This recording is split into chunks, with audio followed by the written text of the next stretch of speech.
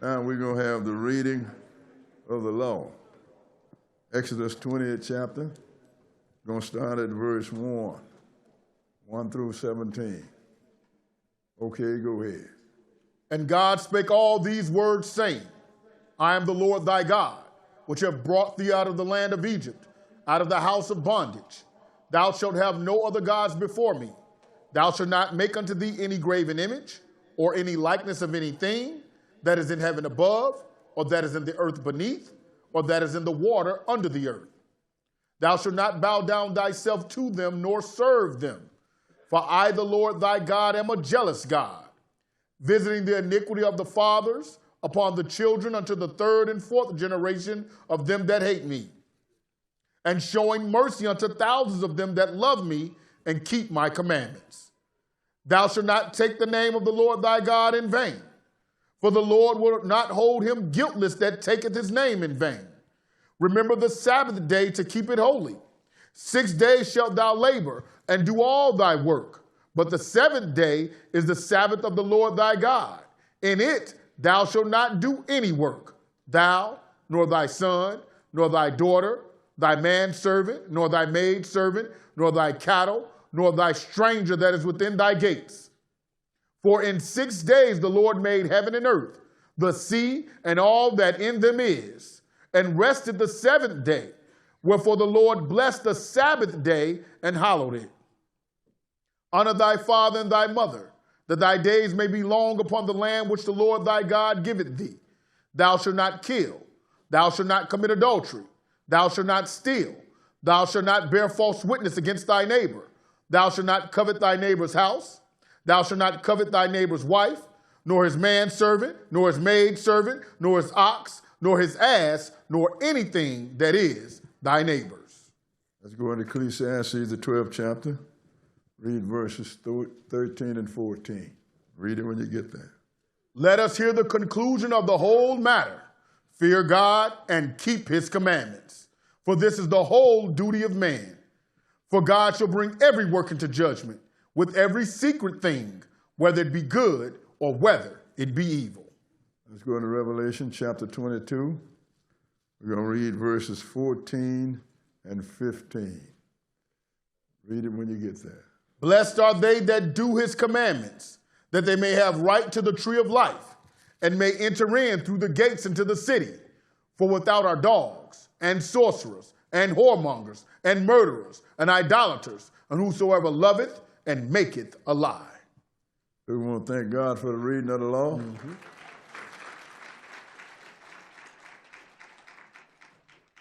Because if you do God's commandments, you're going to enter into that great city. That's New Jerusalem coming down from God out of heaven. So anybody tell you that the Lord's no more, they trying to assassinate you. All right? Good afternoon. And as always, it is good to stand before you on the Lord's Sabbath day. This is the second leg of black history told by the prophets. And part two, slavery. Part two, slavery. You know, they're trying here in America to get rid of black history. But the whole thing is, as if they get rid of what they call black history in America, they haven't gotten rid of black history because our history didn't start when we stepped off the slave ship. Our slips went way, our history go way back, sisters and brothers. Last week we showed you that Israel, the real, true Israelites, as the world called Jews, are black folks, sisters and brothers. It's not a thing where we're thumping our chests, not a thing that we're jumping out up and down with pride. It is a matter of fact. That's all we're dealing with, matters of fact. So when it comes to slavery, sisters and brothers, we're going to show you that slavery did not start here in America, and neither was America the only one that enslaves us. You get a whole lot of people, my Hebrew brothers, they're upset at the Gentiles. But then they turned around and embraced the African, my brother. But we're going to show you, sisters and brothers, slavery happened we was everybody's slave. And the one that put us in slavery is our God. That's why I don't have anything against anybody. Had God not put us here, we wouldn't be here. And when God says somebody's going to enslave you, sisters and brothers, somebody going to do it. So who are you angry at? Shouldn't be angry at anybody. If you're going to be angry at anybody, it should be your ancestors. Go down, let's go into Deuteronomy, the 28th chapter, and we're going to show you that this didn't have to be. All we had to do was simply obey God. And we as a people have an obedience problem, sisters and brothers. And you wonder why your children are so hard-headed. They got it from you. And you got it from your forefathers. But it has cost us. We're going to start at the 28th chapter of Deuteronomy, and we're going to start at verse 1, because when it comes down to it, sisters and brothers, this Bible is your history.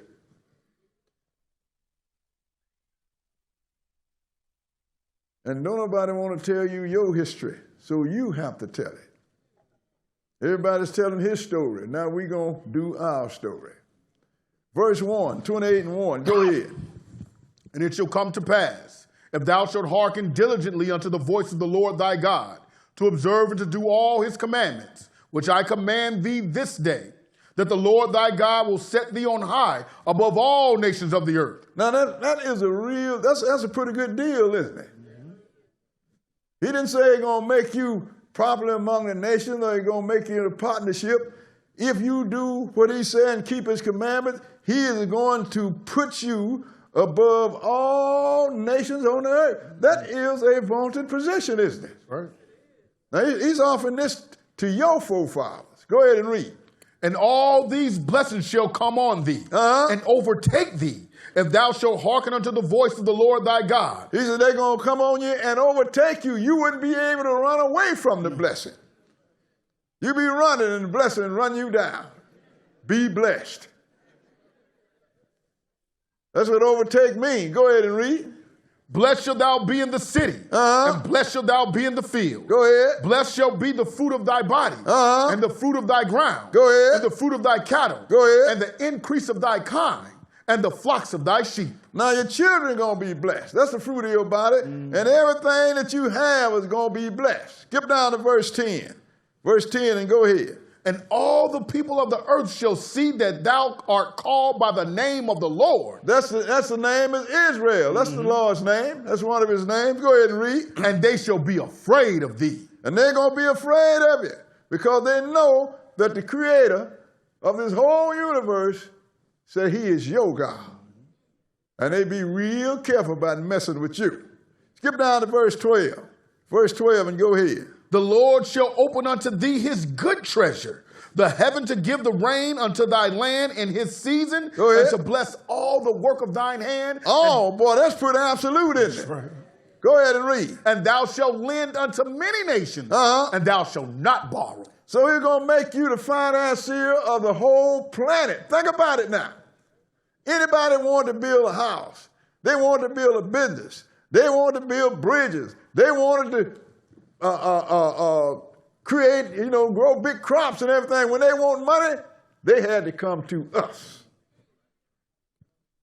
Because God was going to let us control all the finances.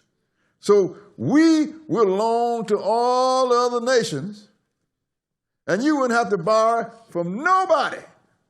You see what God is offering you, sisters and brothers? He put this before our forefathers. Read 13. Go ahead. And the Lord shall make thee the head and not the tail. Go ahead. And thou shalt be above only. Boy, that's a big statement. Above only. No matter what went down on this earth, an Israelite was controlling it. I don't care what sons of Noah, whatever they did on this whole planet, you would be controlling it. And you will be above only. I want you to see what we could have had Go ahead. And thou shalt not be beneath. And you ain't going to be beneath nobody, sisters and brothers. Nobody. But we're going to look at the other shoe now. We got to finish. What verse is it? Finish in 13. 15 first. Go ahead. Huh? 13. 13, read it. If that thou hearken unto the commandments of the Lord thy God, which I command thee this day to observe and to do them. So all you have to do was keep God's commandments, sisters and brothers, that we read every day, and those commandments are not grievous. What's wrong with not harming your sister and your brother, not stealing from them, not killing them, not committing adultery with their spouse? What's wrong with that?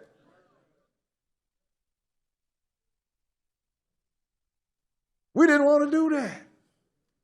But he said, if you did the commandment which he this day, because God is God, he don't change. The commandment he gave to Moses is the same commandments he's given today. Now skip down to verse 15. Now this is the other shoe, sisters and brothers. Go ahead and read. But it shall come to pass, if thou wilt not hearken unto the voice of the Lord thy God, that if you will not hearken unto the voice of the Lord thy God, go ahead and read. To observe and to do all his commandments Go ahead. and his statutes, which I command thee this day, that all these curses shall come upon thee and overtake thee. Now, just like the blessing would have run you down, the curse is going to come upon you and overtake you. You won't be able to run away from them, sisters and brothers. Go ahead and read. Cursed shalt thou be in the city, and cursed shalt thou be in the field. It's a reversal. If you're in the city, you're going to be cursed. If you're in the country, you're going to be cursed. Go ahead and read. Cursed shall be thy basket and thy store. Cursed shall be the fruit of thy body. Even your children are going to be cursed. Go ahead and read. And the fruit of thy land. Go ahead. The increase of thy kind and the flocks of thy sheep. So what the Lord is doing, he told you everything that you would have been blessed on. If you don't do what I said, you're going to be cursed on. Skip down to verse 25 and read it. The Lord shall cause thee to be smitten before thine enemies. Thou shalt go out one way against them and flee 7 ways before them. Go ahead. And shalt be removed into all the kingdoms of the earth. That means wherever there's a kingdom, we are there. And we didn't migrate there. He said, you shall be removed into all the kingdom of the earth. In other words, you was taken somewhere, whether you wanted to go or not. Think about it, sisters and brothers. Like I tell people all the time, have you ever wondered why we was the only one in this entire hemisphere that was brought here against our will and enslaved? The only one. Can't nobody else make that claim, sisters and brothers. You think that's an accident? Skip down to verse 36 and go ahead. The Lord shall bring thee and thy king, which thou shalt set over thee, unto a nation which neither thou nor thy fathers have known. And there shalt thou serve other gods, wood and stone. That's what we're dealing with. We're serving pagan gods. We're serving the sun god. That's why we hold service on Sunday. Go ahead. And thou shalt become an astonishment, a proverb and a byword among all nations, whither the Lord shall lead thee. Somebody gonna always be astounded at what happened to them people. Look how they operate. And you're gonna be a byword. What's a byword? That's all them little pet names they put on you.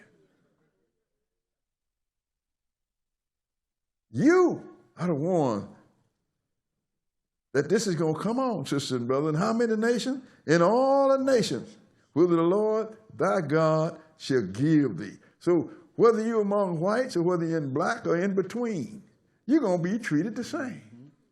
And we're going to show you that. Verse 41.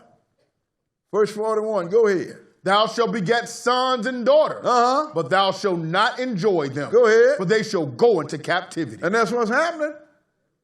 Don't you know they even had, when we was in slavery, they had breeding farms?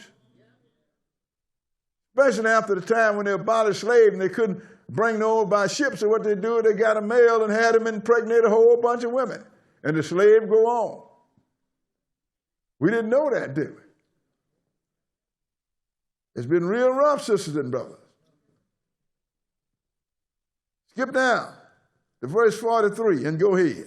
The stranger that is within thee shall get up above thee very high, and thou shalt come down very low. He said a stranger within thee. What you talking within thee? When Israel come out of Egypt, the book said it was a mixed multitude.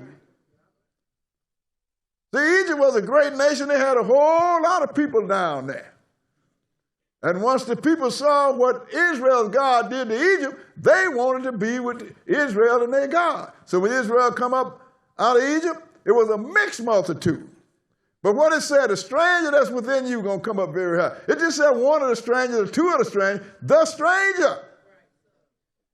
Look around you. Everybody that's selling you stuff look like somebody else. When you go to the bank to get money, you look in the face of somebody else. When you look at their face on the money, it's to somebody else. Isn't that correct? No matter where he is, somebody's been in your houses. Go ahead and read. What verse? Verse 44. He shall lend to thee, and thou shalt not lend to him. See how reversing it? Who you going to loan something to? I might loan to Antoine $10, but he better give me my $10 before Sunday.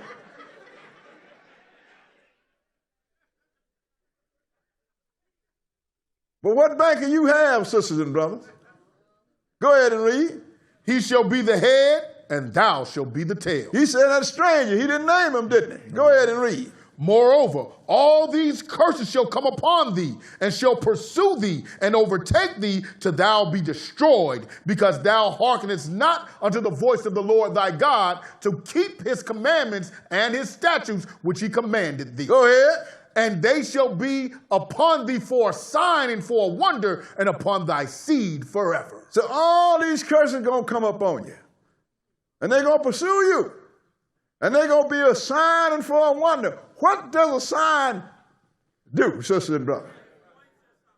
It identifies a point to a particular thing, don't it? That's why you, being the only one that was brought to this hemisphere as a slave, is a sign that you are Israel. That's why a lot of people say to me, well, this person is Israelite, that person is Israelite. I said, how did they get here?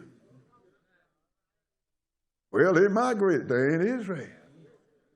Well, they were brought over on slave ship and say, that's Israel. You know why I know? Because the Lord said it's going to be a sign. A sign identifies. Point to. It got nothing to do with how I feel or how you feel or how you look. The Lord told you what was going to happen to you. And the Lord is the one that can bring his word to pass. Go ahead and read.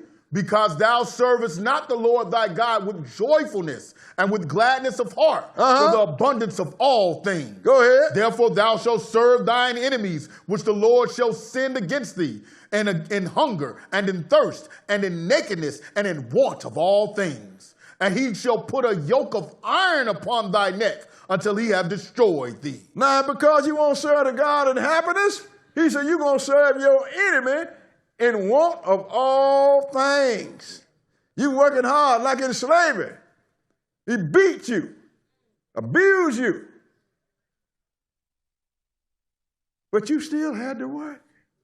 If you didn't do the work, you got more beating and more abuse. Well, Brother Boo, that's change. Look at you now. You're working hard. Sometimes you have to decide whether you're going to pay the rent or buy groceries today. But you still going to do what you said, what he said, sisters and brothers. He said, in one of all things, and he's going to put a yoke of iron on your neck. Have you seen this thing around the slave neck? The poor slave couldn't even rest because he had this thing around his neck. You can't really lay down and sleep. The Lord said I was going to do it, and the Lord did it, so you will know who is who when they show up. Skip down to verse 64. Verse 64. And go ahead. And the Lord shall scatter thee among all people, from the one end of the earth even unto the other. Go ahead. And there thou shalt serve other gods, which neither thou nor thy fathers have known, even wood and stone. See, and that's what we're doing all over the earth. We serve the God of Easter. Our fathers didn't know nothing about Easter. Or the God of Christmas. We don't even know what that, we didn't know nothing about that. The God that said he's going to take you to heaven. We didn't know nothing about that God. The God we serve said he coming here. That's one of the things that really surprised me when people tell me I'm a Christian and I know Christ. Did you know that Christ going to come and sit on David's throne in Israel? You didn't know that? Then you somebody else and sold you another Christ. You are serving another God. Go ahead. And among these nations shalt thou find no ease. Go ahead. Neither shall the sole of thy foot have rest. Go ahead. But the Lord shall give thee there a trembling heart and a failing of eyes and sorrow of mind. And even in these modern days, they haven't changed. We stay tired all the time. I'm tired. Even me. Because we always got to do something. If we ain't moving physically, we thinking how we going to make ends meet. And that's just the way it is. And we always have a trembling heart because we're scared somebody going to kill us. Think about it. You don't know when your time's going to come. Look at this woman that called the police because she thought somebody was in her house. The sheriff police come in and shot her to death in her kitchen. Yep. Because God gave you another title too, which we're going to read before we get out of here. But you're scared of everything. You're scared to go out at night because you're going to get jumped. Then when you get in your house, you lock everything up so you won't get broke in on.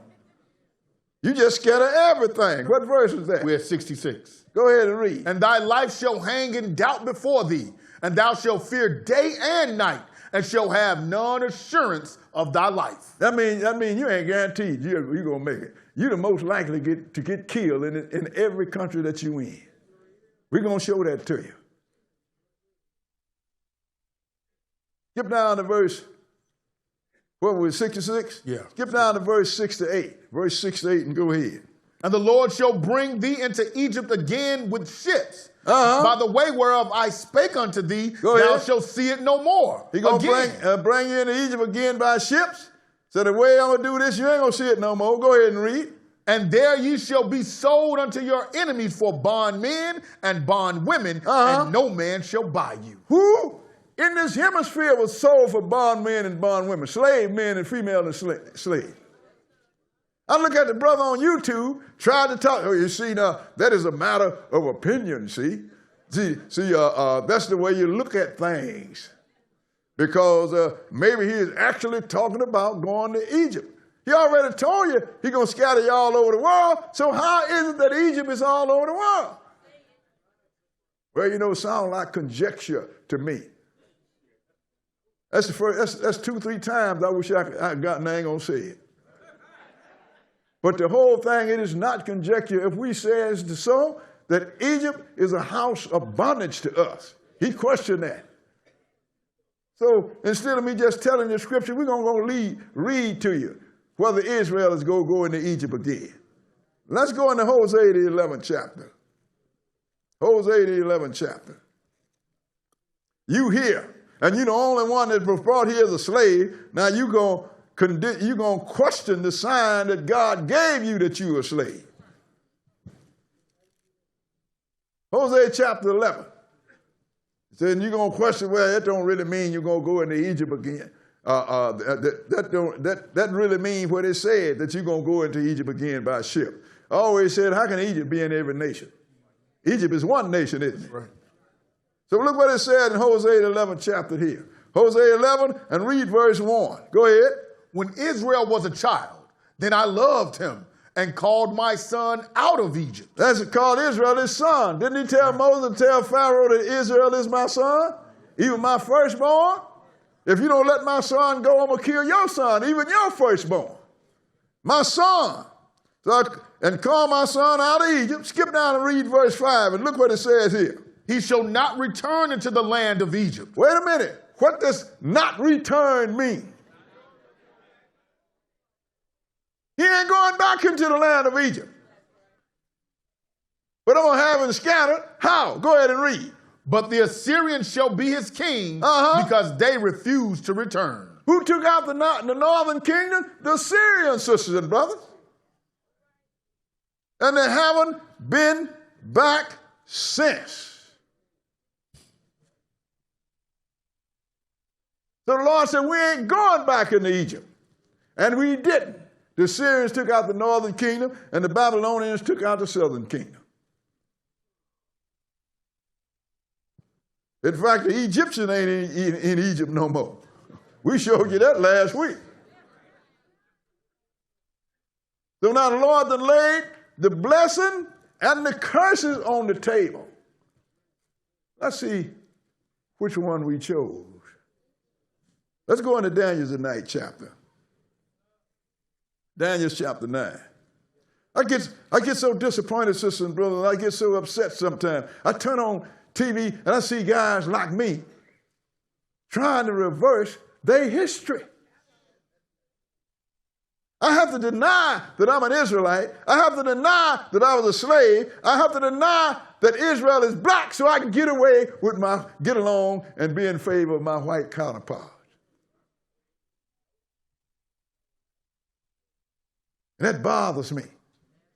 Remember, before I returned, every time some black do something, some guy would come white come say, brother, what's your opinion? What do you think he should have did? I don't have no opinion. Why is it that every time one of my people do something, I got to explain or condemn them, and when yours do something, you don't say nothing?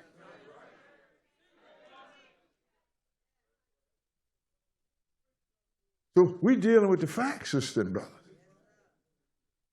That's why I'm not mad at anybody, because I know who put me here. Daniel's 9, and we're going to start reading at verse 9. Daniel's 9 and verse 9.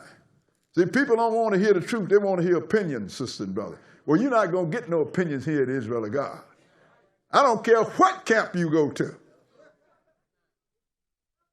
I have a saying, if you can't read it, don't let it come out of your mouth. You've been lied to all your life. Now, you going to come up and continue to lie? Tell you, sister and brother, y'all didn't know me when I was young, when I used to be in Washington Park. Brother Hoover would tell you. I used to assault all liars, Muslim, other Israelite, so-called Christian, Hare Krishnas, Moors, all of them. I saw them with this book. Now you're going to come and you're going to preach a bad doctrine under the house that the Lord put me over? I tell people if they come and treat something wrong and they keep doing it, take a good look at them. Because you ain't going to see them no more. Not under the banner of the Israel of God. So what did we come under? Verse 9. Chapter 9 and verse 9. Go ahead and read. To the Lord our God belong mercies and forgivenesses. Go ahead. Though we have rebelled against him. Neither have we obeyed the voice of the Lord our God. Go ahead. To walk in his laws, which he set before us by his servants, the prophets. Say we haven't walked in his laws and done nothing that he sent by his prophet. Go ahead and read. Yeah. All Israel have transgressed How many? thy law. All Israel. Okay. Even by departing. That they might not obey thy voice. Go ahead. Therefore the curse is poured upon us, and the oath that is written in the law of Moses, the servant of God, because we have sinned against him. So therefore, the curse is poured upon us. Isn't that what it said? The oath that's written in the law of Moses, go ahead and read. And he had confirmed his word, which he spake against us. Now he have confirmed his word. You are confirmation. I'm looking at confirmation, right? That's why you here. And you came as a slave. That's why you here and you still on the bottom of all things. You are the Lord's confirmation. I'm looking at it. Finish that verse. And against our judges that judged us, by bringing upon us a great evil, for under the whole heaven have not been done as have been done upon Jerusalem. And we're going to show you under the whole heaven. If you want to make it local, in this entire hemisphere, have anybody been done the way we've been done? What does it take, sisters and brothers, to make you understand the truth? Let's go ahead and Psalm chapter 44, the 44th Psalm. See, when people call sometime on the phone, if they want to know some truth, I get the book and we'll deal. But if you're going to come and try to argue with me I ain't going to argue with you. Most of them doing it. When I started preaching this gospel, their grandmama was a little girl. Now you going to come and challenge me? I was here before your mom and daddy was born. I'm talking about dealing with the word. So you don't get no argument out of me. But then, well, that's your interpretation. Click.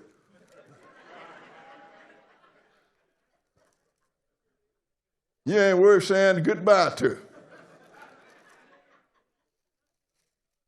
Because I hate that word interpretation. It done messed up the whole earth, sisters and brothers. How you going to interpret what a being think? And you breathe the air that he breathes in your nostrils every day, and you ain't never seen it one time in your life. How are you going to interpret this guy's what this guy say? The only thing you can do is read his word. Psalm 44 and verse 9. Psalm 44, we're going to start at verse 9. Okay, go ahead. But thou hast cast off and put us to shame, and goest not forth with our armies. This is what Israel is saying to the Lord. You've done that. Go ahead and read. Thou makest us to turn back from the enemy, and they which hate us spoil for themselves. And the people that hate us, they spoiling us. They did it in war, and they're still spoiling us. Go ahead and read. Thou hast given us like sheep appointed for meat. Go ahead. And hast scattered us among the heathen. You have scattered us among the nations, just like sheep appointed for meat. Everybody uses you. Go ahead and read. Thou sellest thy people for naught, and dost not increase thy wealth by their price. So the Lord is the one that sold us into all these nations. And he haven't gotten one day richer, sisters and brothers. He did this. Go ahead and read. Thou makest us a reproach to our neighbor, a scorn and a derision to them that are round about us. Who want to live around you? You move in, they start moving out. Even some of us don't even want to live around our own selves.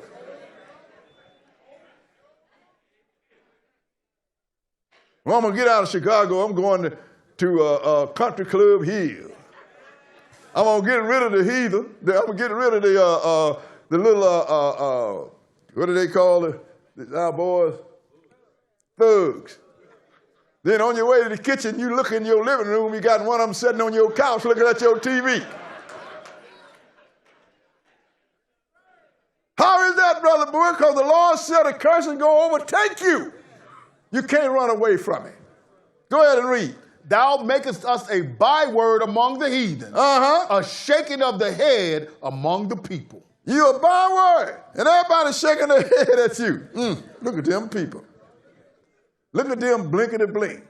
Their bywords are all kind of things, because when you use a byword, that byword means an object of contempt. This, the Lord said, the Lord have done to us, sisters and brothers. He have done to us. And let's go and look. And this, let's go to Songs of Solomon. Songs of Solomon.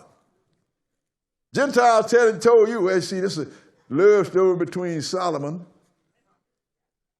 and one of them many strange women that he had. This ain't got nothing to do with the women that Solomon dealt with. This is a love story between God and his people, sisters and brothers. And we're going to show this to you. But they said it, and then they're going to talk, and she's talking about the Shulamite, this woman. She was black. Shulamite don't mean, the Shulamite mean wonderful. You understand what I'm saying? It got nothing to do with male and female. But the Shulamite that was talking had to be black, because it couldn't be Israel, because Israel is white. Song of Solomon, verse 1, chapter 1 and verse 1. We're going to start at verse 1. Go ahead and read. The song of songs, which is Solomon. Go ahead. Let him kiss me with the kisses of his mouth, for thy love is better than wine. Now, this is a song between Israel and his God. You know, in the 12th chapter of Revelation, didn't God call Israel a woman? Then when Jesus come and strengthened his covenant, don't it call you the marriage of the Lamb? Jesus ain't marrying a woman, he's marrying the whole nation. When you even get baptized, you have been married to the Lord. So we talking about him. His love is better than wine. Go ahead and read.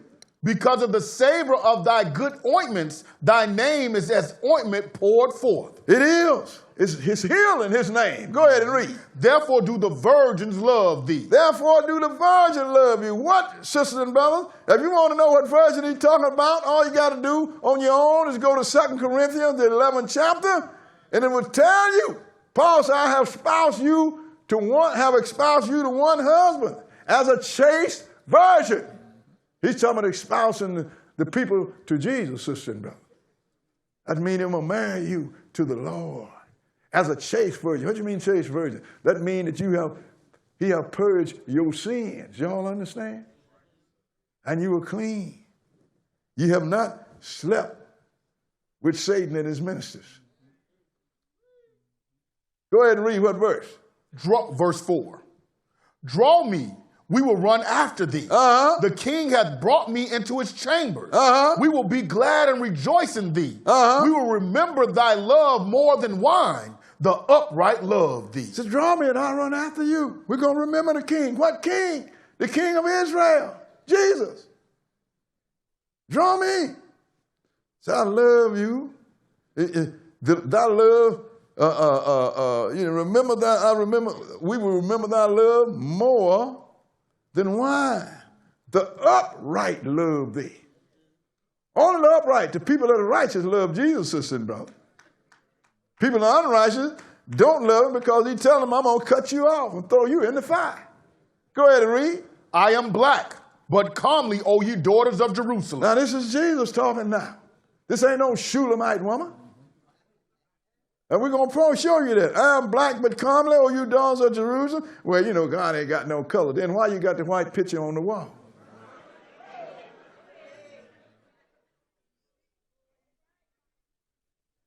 I am black, but calmly, O you daughters of Jerusalem. Go ahead and read. As the tents of Kedar. As the curtains of Solomon. Go ahead. Look not upon me, because I am black. Go ahead. Because the sun hath looked upon me. Now, the sun looking upon me, that's a metaphor, isn't it? You can't get black by laying in the sun. You can get a deep tan or skin cancer. Read the next. Go ahead. My mother's children were angry with me. My mother's children was angry with me. Let's find out who this is that his mother's children was angry with. Put your marker here because we coming back here, okay? Let's go into Psalms, the 69th chapter. Turn over to Psalm chapter 69. We're going to run this person down whose mother's children was angry with him.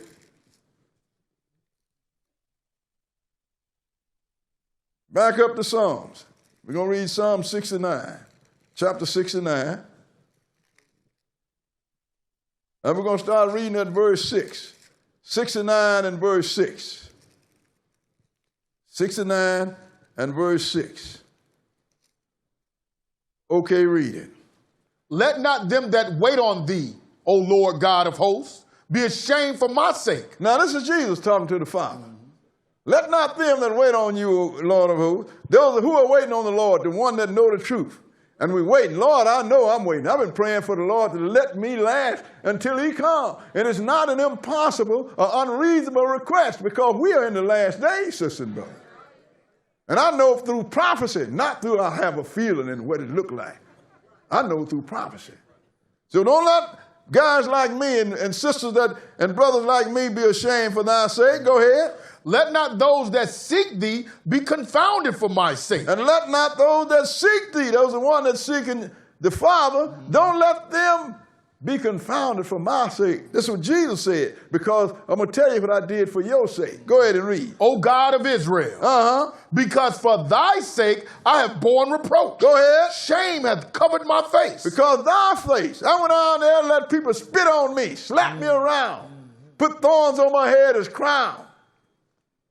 For your sake, even let them kill me for your sake. Go ahead. I am become a stranger unto my brethren, and an alien unto my mother's children. Oh. So this is the one in Songs of Solomon. Says my mother's children was angry with me. What? Who killed Jesus? Israel. I am become a stranger to my brethren and an alien to my mother's children. And he still is, because the Jesus that don't know the truth are worshiping is that white Jesus on the cross. But we crucified him. We ain't never believed in Jesus, even when he walked among us. Read the next verse. Go ahead. For the zeal of thine house hath eaten me up. I mean, we got a whole lot of zeal, but no knowledge. For the zeal of mine house hath eaten me up. Go ahead. And the reproaches of them that reproach thee are fallen upon me. And the reproaches of them that reproach thee are fallen upon me. This is the guy that says he is black. So now let's go and let the book tell us who he is. Let's go into Romans, the 15th chapter. Romans chapter 15. We're going to let it point it out.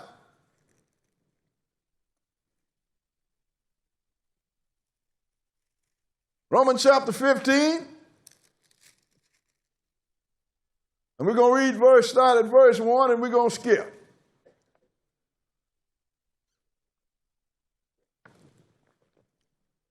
Romans chapter 15 and verse 1.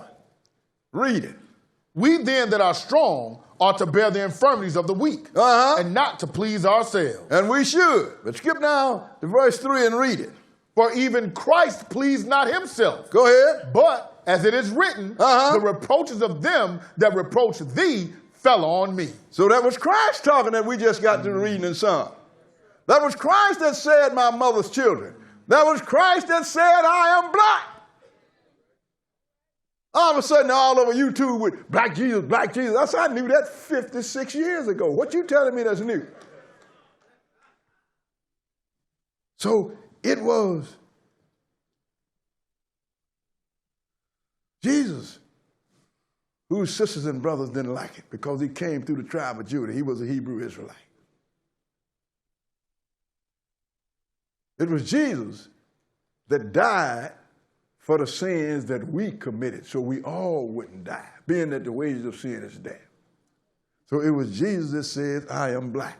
Now let's go back to Songs of Solomon. You should have your marker there.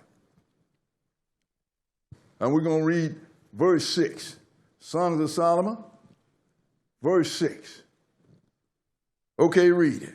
Look not upon me because I am black. Look not upon me because I am black. Go ahead and read. Because the sun hath looked upon me. Well, we know that's a metaphor, but go ahead and read. My mother's children were angry with me. Go ahead. They made me the keepers of the vineyards, but mine own vineyard have I not kept. My mother's children was angry with me.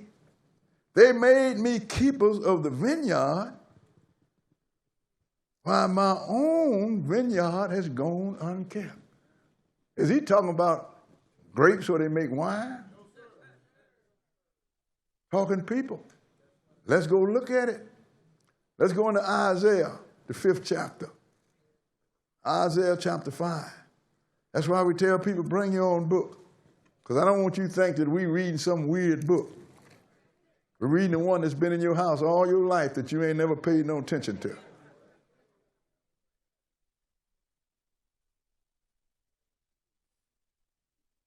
You don't know because somebody told you that you was a New Testament Christian. I tell brothers all the time, I said, whoever come up with the term New Testament Christian was hiding you from yourself. Because you fool around in this Old Testament too much, you're going to run into you. Wait a minute.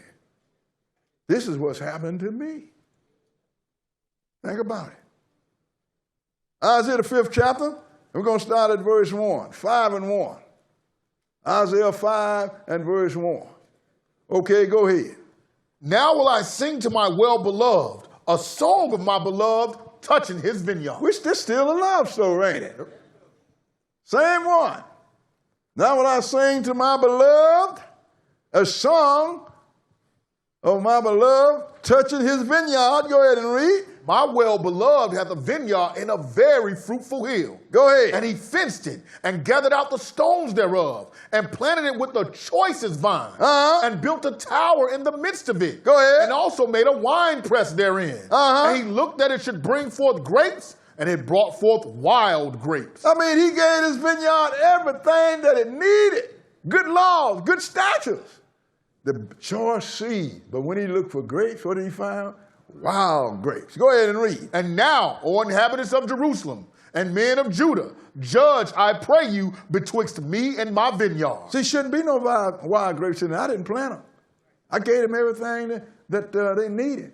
So now I'm asking you, judge between me and my vineyard. Go ahead and read. What could have been done more to my vineyard that I have not done in it? Go ahead. Wherefore, when I looked that it should bring forth grapes, brought it forth wild grapes? Go ahead. And now go to. I will tell you what I will do to my vineyard. I'm going to tell you what the stranger going to do to my vineyard. What I will do to my vineyard. This is the Lord that's doing you, sisters and brothers. Go ahead and read. I will take away the hedge thereof, and it shall be eaten up. The Lord tell you that his angel kept out around all those that fear him, didn't he? That's right. That's the hedges. That's what Satan told God when he talked about Job. Look, you take away the hedges and let me have Eddie. He'll curse you to your face. But the Lord said, because of your behavior, I'm going to take away the hedges from my vineyard, and it shall be eaten up. Go ahead and read. And break down the wall thereof, Go ahead. and it shall be trodden down. Go ahead. And I will lay it waste. It shall not be pruned nor digged, but there shall come up briars and thorns. I will also command the clouds that they rain no rain upon. The Lord's doing a job on this vineyard, isn't he? Go ahead and read, because I need to know about these people. This vineyard, go ahead and read. For the vineyard of the Lord of hosts. For the vineyard of the Lord of hosts is what? Is the house of Israel. Is the house of Israel. Go ahead and read. And the men of Judah, his pleasant plant. And he looked for judgment, but behold, oppression. For righteousness, but behold, a cry. He gave them good laws and he broke them. You understand? We broke every law that God gave us. We had the choice of everything. But the vineyard of the Lord of hosts is the house of Israel. That's why the Lord said, you have made me the keeper of vineyards, while my own vineyard I have not kept. Who are the other vineyards? Those are the rest of the nation. All of them doing well. But when it comes to you, you are not kept. Except for tools to be used. Skip down to verse 11. Skip down to verse 11. Because we too busy doing our own thing. We party. We the partiest people in the world. We even party in church. Verse 11, go ahead and read. Woe to them that rise up early in the morning, that they may follow strong drink. Now that's what we love. Go ahead and read. That continue until night to wine and flame them. And the harp and the viol, the tabret and pipe and wine are in their feasts. Go ahead. But they regard not the work of the Lord. That's what's going on. They don't join. You go to the club, the people have, ain't nothing wrong with that. But you should know what God wants you to do and what he don't want you to do. Everybody's partying and have a good time, but they don't even observe what the Lord said, even in churches. You go there, the music playing, boom, boom, people rocking. It looks like people, you know, you can see them. Every now and then somebody get up and get caught up in the Holy Ghost and scream and run over somebody. But when it's over with, you ask them, what did you learn out of the Word of God today? They won't be able to tell you one thing. Look what the Lord said here. Go ahead and read. But they regard not the work of the Lord, neither consider the operation of his hand. But they haven't regarded. Neither consider the operation of his hand. Go ahead and read. Therefore my people are gone into captivity. Therefore my people are gone into captivity. Why? Because they have no knowledge. Because they have no knowledge. If we had some knowledge and done what God said, we wouldn't be the captives. We would be the rulers. Because we have no knowledge. Go ahead and read. And their honorable men are famished. And the people that you hold in honor, they are famished. Your preachers and your politicians, they ain't got no knowledge. Go ahead and read. And their multitude dried up with thirst. If they don't have no knowledge, then what are you going to do? The person that's supposed to give the water don't have it, then what's going to happen to the people that's supposed to receive the water? they're going to die from thirst. Is that correct? What verse?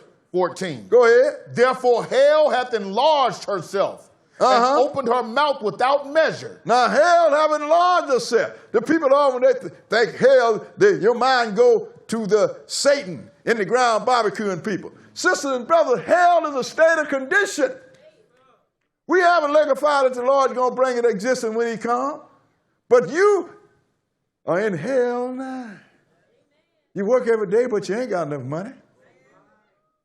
You got to pay the rent and don't pay the car note, so now you got the repo man trying to take your car from you. You're scared for your children.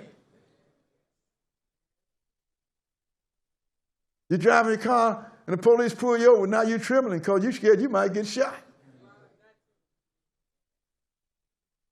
Hell have enlarged itself. Go ahead and read. And opened her mouth without measure. And their glory, and their multitude, and their pomp. And he that rejoiceth shall descend into it. And that's what we're doing, sister and brother. We're catching hell all the time. All the time, sister and brother. You know why? Because we have no knowledge. God set us up. Didn't he say that he gave his vineyard everything that it needed? Let's go into Jeremiah, the 2nd chapter. Jeremiah chapter 2. That's why I look at my brother out there talking crazy and hollering at people and insulting people, disrespecting women. I'm just looking, what is it that you're so proud of? Don't you know what we could have had? Don't you know what we fell from? Man that used to have $50 million, he ended up with $10. He get $10 now because he's been broke. Oh boy, look at me, I got $10. Why are you rejoicing? You just blew $50 million. So what you happy about? Well, they did it. What you mad at? The Lord made this deal with you and no other nation. He made this deal with your forefathers. Who are you mad at? Jeremiah 2 and start at verse 4. Verse 4, go ahead. Hear ye the word of the Lord, O house of Jacob, and all the families of the house of Israel. Go ahead. Thus saith the Lord, what iniquity have your fathers found in me, that they are gone far from me and have walked after vanity and are become vain? Now he asked the question, what sin have your fathers found in me? This is God asking us. That they have run away from me and walked after vanity, things that mean nothing, and now they have become nothing. What have I done? This is God asking the question, sisters and brothers. Skip down to verse 21. Verse 21. And read it. Yet I had planted thee a noble vine, wholly a right seed. So look, I have planted you a noble vine, wholly a right seed. Go ahead and read. How then art thou turned into the degenerate plant of a strange vine unto me? What do you call you, a degenerate plant? You have digressed. You have gone backwards and become a strange vine to the Lord. He don't know you no more. This is not what he planted. Skip down to verse 30. Verse 30 and go ahead. In vain have I smitten your children. They receive no correction. He said, I don't care how many times I smite your children, they still won't be corrected. So I've smitten them for nothing. Go ahead and read. Your own sword has devoured your prophets like a destroying lion. Who is the one that killed the prophets of God? Israel. Nobody else. How you going to lay that to somebody else's feet? Go ahead and read. O generation, see ye the word of the Lord. Have I been a wilderness unto Israel? Go ahead. A land of darkness? Go ahead. Wherefore say my people, we are lords, we will come no more unto thee. That's our problem. We told God we are all lords. You know, we the chosen people. We Israel. We won't go no more to the Lord. And we don't. Because we have become a degenerate plant of a strange vine. We have outgrown the Lord, sisters and brothers. That's why when he sent the prophets, we kill them.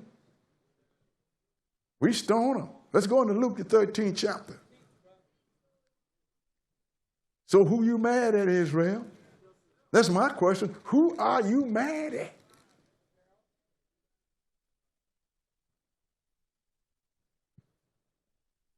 When God have to ask us, ask our Father, what have he done? That we don't want to deal with him no more. What we've done, we have become gods before the time. And now we say we don't need to go no more to God because we are all lords. Those are the words of our forefathers, sisters and brothers. So who you mad at? Verse 34. This is Jesus talking. Luke 13th chapter, verse 34. Okay, read it. O Jerusalem, Jerusalem, which killest the prophets, and stonest them that are sent unto thee. Wait a minute. So we're the one that killed our prophets, right? And we're the one that stoned the people that sent to. It's going on nowadays, sisters and brothers. That's why I get all these people talk crazy about me. People getting mad for my sake. I said, leave them alone. I'm in good company. I just don't want to get stoned now. That's right. Because I'm like the prophet Elijah. I will fight back. O Jerusalem, Jerusalem, which killeth the prophet, and stoneth those that are sent to thee. Go ahead and read. How often would I have gathered thy children together, as a hen doth gather her brood under her wings, and ye would not. Now this is Jesus talking, right? That got my attention. He said, how often would I have? What you mean I have? Like the Pharisee said, you ain't even 50 years old. What you mean I? Because it was Jesus before he became Jesus. He was Jehovah then. He was the one that was leading Israel. And how many times he tried to gather Israel together, like a hen would gather her brood. But what? But ye would not. But you wouldn't be gathered. Go ahead and read. Behold, your house is left unto you desolate. And verily I say unto you, ye shall not see me until the time come when you shall say, blessed is he that cometh in the name of the Lord. And you're going to say that after that great tribulation. Because they be to whip your head so much until when you see the Lord, you're going to be glad to see him. That's why I said in Zechariah, when his feet hit the Mount of Olives, it's going to split. Then his people are going to run to him.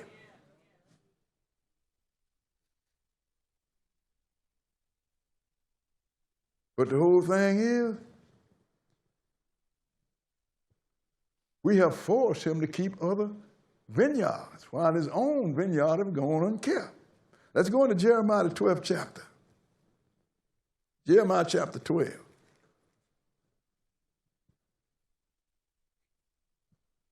I see people that look at these people that call themselves Jews. And then you say, I'm a Hebrew Israelite. I don't know, I might be a Jew. You ain't no Jew. You ain't no Israelite.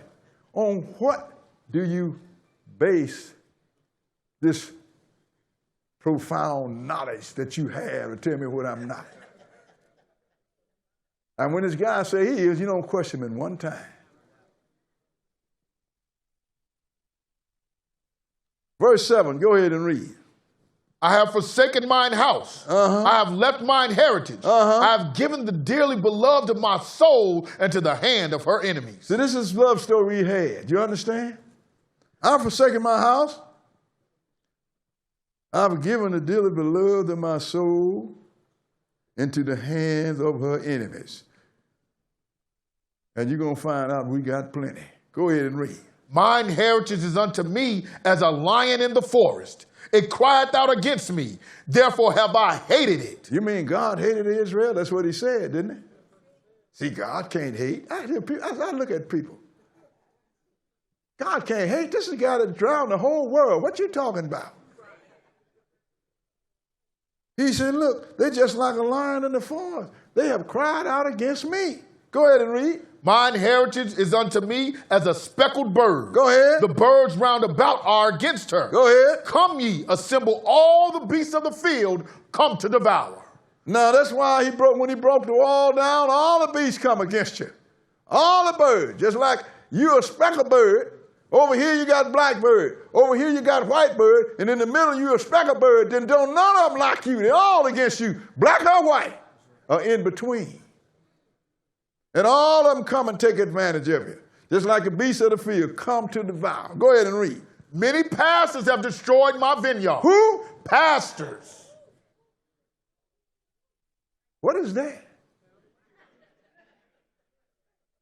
Many pastors have destroyed my vineyard. Go ahead and read. They have trod my portion underfoot. Go ahead. They have made my pleasant portion a desolate wilderness. How did they do that? By teaching them bad doctrine.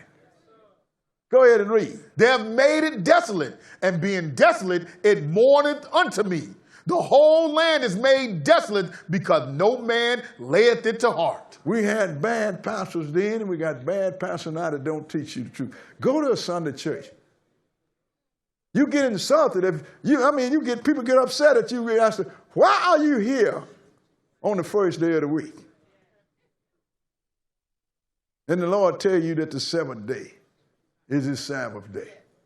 Well, we do it because Jesus rose on Easter Sunday morning. Did you read in St. John, the 20th chapter, said when the women got to the sepulchre early the first day of the week while it was yet dark? You know, yet means still. And he was gone. So he was there when they got there while it was still dark and he was gone. Then how is it that you say he rose on the first day of the week? All you got to do is read the book.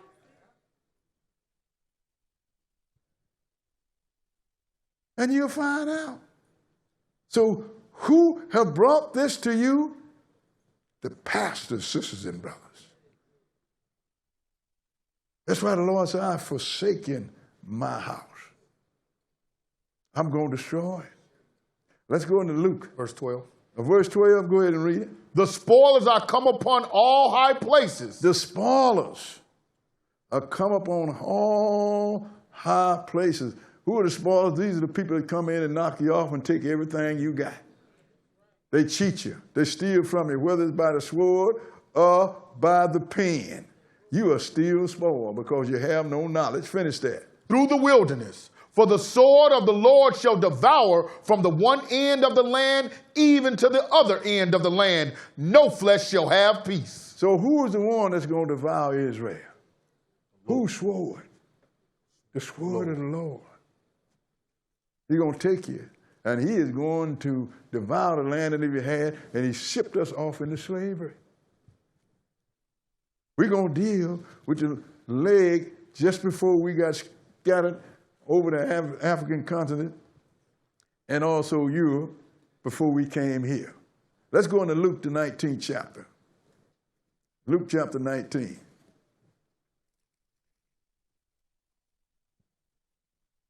And we have the audacity to be mad at other people.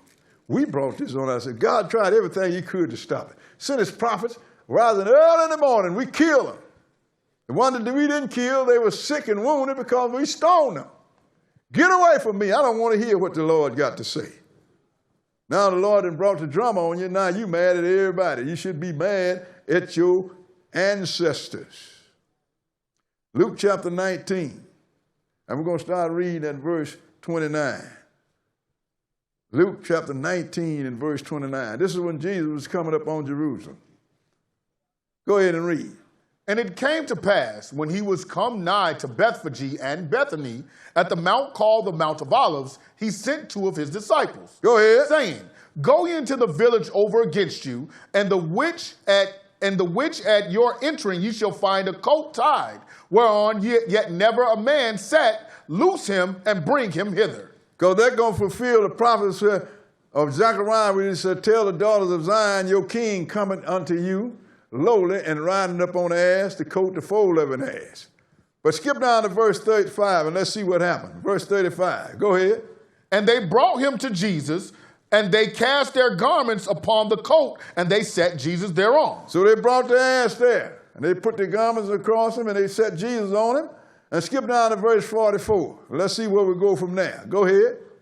41. 41, brother. Verse 41. Go ahead.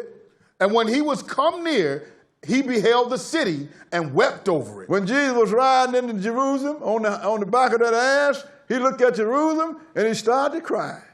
Why? Go ahead and read. Saying, if thou hadst known, even thou, at least in this thy day, the things which belong unto thy peace. Go ahead. But now they are hid from thine eyes. He said, if only you had known the things that belong to you and your peace. If only you had known. But you don't, because you rebel and you wouldn't listen. What verse are we? We have 43. Go ahead. For the days shall come upon thee, that thine enemies shall cast a trench about thee, and compass thee round, and keep thee in on every side. He said, if you had only known, even then they could have repented, but they wouldn't. So your enemies going to come upon you, they're going to cast a trench around you, and they're going to surround you on every side, and what they're going to do? And shall lay thee even with the ground. And they're going to flatten the whole city of Jerusalem. That's even with the ground. Go ahead. And thy children within thee, and they shall not leave in thee one stone upon another, because thou knewest not the time of thy visitation. And they're going to flatten Jerusalem. That's what Jesus told the apostles about the temple when they admired it. The day going to come, he said, when they ain't going to leave one stone upon another. So Jesus knew that was going to happen. When did this happen? We're going to go into history and show you. This happened in 70 AD. We're going to go into a history book called Atlas of the Bible. We're going to read from pages 201 and 202. Okay, put it up, brothers. Okay, read it. In 68, the Roman commander launched a methodical campaign to isolate Jerusalem. The overthrow and suicide of the Emperor Nero brought operations in Judea to a temporary halt as Vespasian prudently withdrew to test the imperial wing. You know, Emperor Nero in Rome, he committed suicide, they say. But Vespasian, which was the general that was leading the assault in Jerusalem, he heard about it, so he went to see if he could become emperor. But keep reading. Eventually, he himself was declared emperor. Sailing for Rome in the spring of 70, he left his capable son, Titus, in charge of the campaign against Jerusalem. So he left Titus, General Titus, in charge of the campaign against Jerusalem. Go ahead and read. The walls enclosing the temple and the upper and lower cities were the most formidable barrier of all. Postponing an all-out assault, Titus turned to starvation tactics. A certain amount of food had been smuggled into the city almost nightly during the siege. But now the Romans sealed off Jerusalem completely with a wall of their own, made of earth and some 5 miles in circumference. For the outset of the siege... Now, didn't Jesus say that they're going to cast a trench around you? When he dug that levee, he had to get it out the ground, didn't it? Around Jerusalem, 5 miles in circumference. Let's go ahead. From the outset of the siege, those attempting to get through the encircling lines had been caught and crucified. Wait a minute. I thought Jesus was the end of the crucifixion. They were caught and crucified. Go ahead and read. Sometimes the daily executions reached 500. The crosses were never bare. Inside the city, starvation and disease claimed a mounting toll. Bodies filled the streets and were stacked in houses. You mean the Romans was crucifying 500 people a day? And you call that holy, that cross that you got on your neck? That is a Roman's death tomb. I used to say all the time when I used to see the Pope with the cross with Jesus hanging on it. I said, he ain't worshiping him. What he's doing showing us, hey, your God, see him, we killed him. That was my take on the cross. A Roman death symbol. Keep reading that, brother. Thousands of corpses were thrown from the walls into the valleys below. The surviving rebels made a last-ditch stand within Herod's palace. Go ahead. The battering rams resumed their rhythmic work. When the legionnaires at last broken this refuge, they found only corpses. Finish that? And Jerusalem was what? And Jerusalem was the city of the dead. Was the city of the dead. all the ones that they didn't kill, they shipped off into captivity. And then Jesus told them what was going to happen. And then he told them when it was going to start. Let's go into Luke, the 21st chapter. Luke chapter 21. And we're going to start at verse 20. This is recorded history we read, sisters and brothers. It happened just like the Lord said. The Romans cast a trench around Jerusalem and kept them in on every side. And when the ones that tried to escape, they crucified them. And the ones that tried to bring food in, they crucified them. They was crucified up to 500 Israelites a day. Does that sound like the cross is holy? People died on the cross before Jesus. People died on the cross with Jesus. And more people died on the cross after Jesus. So how you going to call the cross holy? Put it around your neck.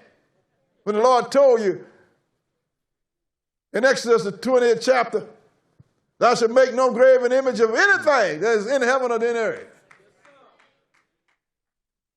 Cross around your neck and a white picture on your wall. Well, you say, I got a black Jesus. It's still a graven image. Lord wants you to put some up there that you could see. Then he wouldn't have spoke out of the smoke and the fire. He would have let you see it. So the Lord told them what was going to happen, and we know about it because we read in history. Now I ain't going to tell you when it's going to start. 21 and verse 20. 21 and verse 20. Okay, go ahead. And when ye shall see Jerusalem compassed with armies, then know that the desolation thereof is nigh. Now the army he's talking about is the Roman army, sisters and brothers. He said, now when you see them, the Roman army, then he said he surrounded Jerusalem, 5-mile circumference. So when you see the Jerusalem surrounded with armies, know that the desolation there is near. Go ahead and read. Then let them which are in Judea flee to the mountain. Go ahead. And let them which are in the midst of it depart, and let them which are in the midst of it depart out. Go ahead. And let not them that are in the countries enter therein too. Go now, we saw what happened when they tried to enter. Didn't he crucify them? Right. Go ahead and read. For these be the days of vengeance. Go ahead. That all things which are written may be fulfilled. So the Lord's going to put in, it's going to be in it right now. After this, there ain't going to be no more country that's called Judah or Judea with black folks in it. I'm going to end it here and now. That's in 7 AD. Go ahead and read.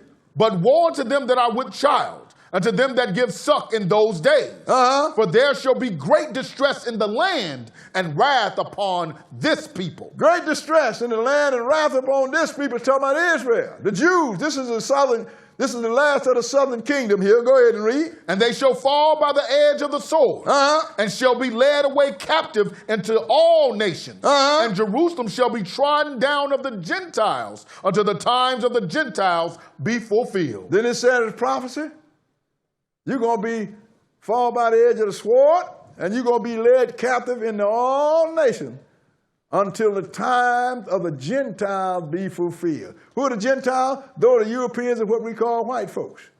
God gave all of Noah's son a time to run this earth, and everyone to drop the ball. Now Gentiles will drop it too. But who is running the world? White folks. Well, I'm with Russia. White folks. Western Europe. White folks. Anybody that's got power, they're Gentile. Not all Gentiles are not like white. You got a lot of us different shades of light, sister and brother. But so when this time comes, this thing is not going to be over until the time of the Gentile. But he's going to be scattered you all over the nation. Now let's go in the history book, 2 million years, the last 2 million years, and we're going to read verse 87. 2 million years and verse 87. Okay, read it. Faith survives the dispersion. The crucifixion of Jesus about AD 30 did not end the Jewish resistance to the Roman occupation. In 70, when the country was again in a state of revolt, Jerusalem, the holy city, became the core of the resistance to the Romans. Titus, the son of Emperor Vespasian, proceeded to lay siege to Jerusalem. The city fell, and the inhabitants were enslaved in their thousands and dispersed throughout the Mediterranean world. Now, Mediterranean world, some went to Europe and some went to the African continent, sisters and brothers. Because the Mediterranean Sea separates Europe and Africa. Was that it? So we want to put up this map of Africa with Timbuktu on it. You see Timbuktu? Those are the Israelites in Africa, sisters and brothers. But go ahead, show us some more. Who are in Timbuktu? Who was there? Read it. After Islamist threat repelled, spotlight hits Jews of Mali, fabled Timbuktu. Timbuktu was the capital and storied cultural center of North Africa's Songhai Empire. 3 villages along the Niger River, locals still identify some of the residents as the Jews. Timbuktu served as a major trade and cultural hub for travelers. Jewish travelers and traders were among those it attracted. It was home to Jews who sought a temporary base for their trade business. We are Jews because our ancestors were Jews, whose genes are found in our family. That's what these guys look like. But what do they look like? Put them up again. I don't see no white on there. Keep going. It is God who made Timbuktu our land of refuge. There's a roadway still known as the Jewish Street. They resided in separate quarters and married only among themselves. How did they get there? Through slavery. Give us some more.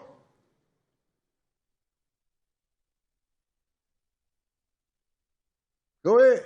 Timbuktu, a city of French West Africa situated near the southern border of the Sahara Desert, in the territory of the French Sudan, about 10 miles north of the Great Bend of the Niger River. It is the center of the caravan routes from Morocco, the Guinea coast, and the inner Sahara, and is also on the motor transport route across the desert. Timbuktu has considerable trade in gold, gum, salt, and ivory. Settled in the late 11th century, it became a flourishing trade center for Negro tribes and the seat of Muslim culture. In 1591, its commercial prosperity was ruled by a Moroccan army. It was sacked frequently in the 19th century and was little more than a vast heap of ruins when the French took possessions in 1893. Now, that's all we got on them, Timbuktu? If that is, then let's go to African town, Alabama. Go ahead. Northern Mali is still home to estimated 1,000 descendants of Jews, 3 villages in the city. Lord residents, can you all move that a little bit so I can see it? 3 villages near the city and Lord residents still refer to the descendants as the Jews. Malians of Jewish ancestry. Ancient documents that serve as Can you move it? Yeah, thank you. Ancient documents that serve as proof of Jewish life in Timbuktu survived the recent attacks on the city's historic library. So they got all the proof. This is Israel. Everybody wants to say we Africans. No. We look like them, but we are not there. Anything else on that? If we got all the Timbuktu, then let's go into the ones that brought here. Let's go to African town, Alabama. Okay, African town, Alabama. What's it say here? Go ahead. In 1850, the ship Clotilde sailed from Guinea, West Africa for its destination, Mobile, Alabama. Aboard were over 100 Africans who were sold into slavery by the Dahomey tribe. See, the Dahomey was African, sisters and brothers, Hamites. Y'all understand? Not white folks. They sold us to the Gentiles. The Dahomey tribe, go ahead and read. The slave members of the Takbar tribe had been captured by the Dahomey tribe during the tribal warfare in Ghana at the time. The price paid for each slave was $100. The Clotilde was owned by Timothy Meher, a wealthy shipper and shipyard owner in Mobile. Its captain was William Foster. Uh-huh. Zora Neale Hurston interviewed with the last survivor of the Clotilda incident, whose name at the time was Kudjo Lewis. She found out that his birth name was Kudjo Kazula, who later died in 1935, and that he was from the Tarbak tribe, which was a subgroup of the Ashanti. Kudjo now we know the Ashanti was Israelite. Blow that up a little bit, please. Why don't you look behind you? You get really big. You're right. Okay. Go ahead. And he was from the Ashanti. Kudjo relayed to Hurston that his village had been raided by some very large women when he was just a little boy, and that was when he was taken. Western anthropology usually refers to these women as Amazons. Well, we just found out that the Amazon wasn't white either, wasn't he? He was black women. Go ahead and read. A word taken from the fact that Greek Amazon women had one breast. Well, we ain't going there. Go ahead. These were the Dahomeans, Abosu warrior women. Okay, go ahead. Switch. There we go. Okay. Ambassador Cyril Ogwin of Benin, formerly Dahomey, recently apologized for his country's role in selling up to 3 million Africans into slavery. What do you look like? Put it back up there. This guy, his people, they sold over 3 million. Who did they sell them to? The Gentile. So how come you ain't mad at him? Israel? Now move on. Free blacks of Israel Hill. Free blacks of Israel Hill. Just to the west lies Israel Hill, settled in 1810 to 1811 by approximately 90 formerly enslaved persons who received freedom and 350 acres from Judith Randolph under the will of her husband, Richard Randolph, cousin of Thomas Jefferson. These Israelites and other free African Americans worked as farmers, craftspeople, and Appomattox River boatmen. Some labored alongside whites for equal wages and defended their rights in court. The family of early settler Hercules White bought and sold real estate in Farmville and joined with white citizens to found the town's first Baptist church in 1836. Israel Hill remained a vigorous black community into the 20th century. Why did them slaves call it Israel Hill?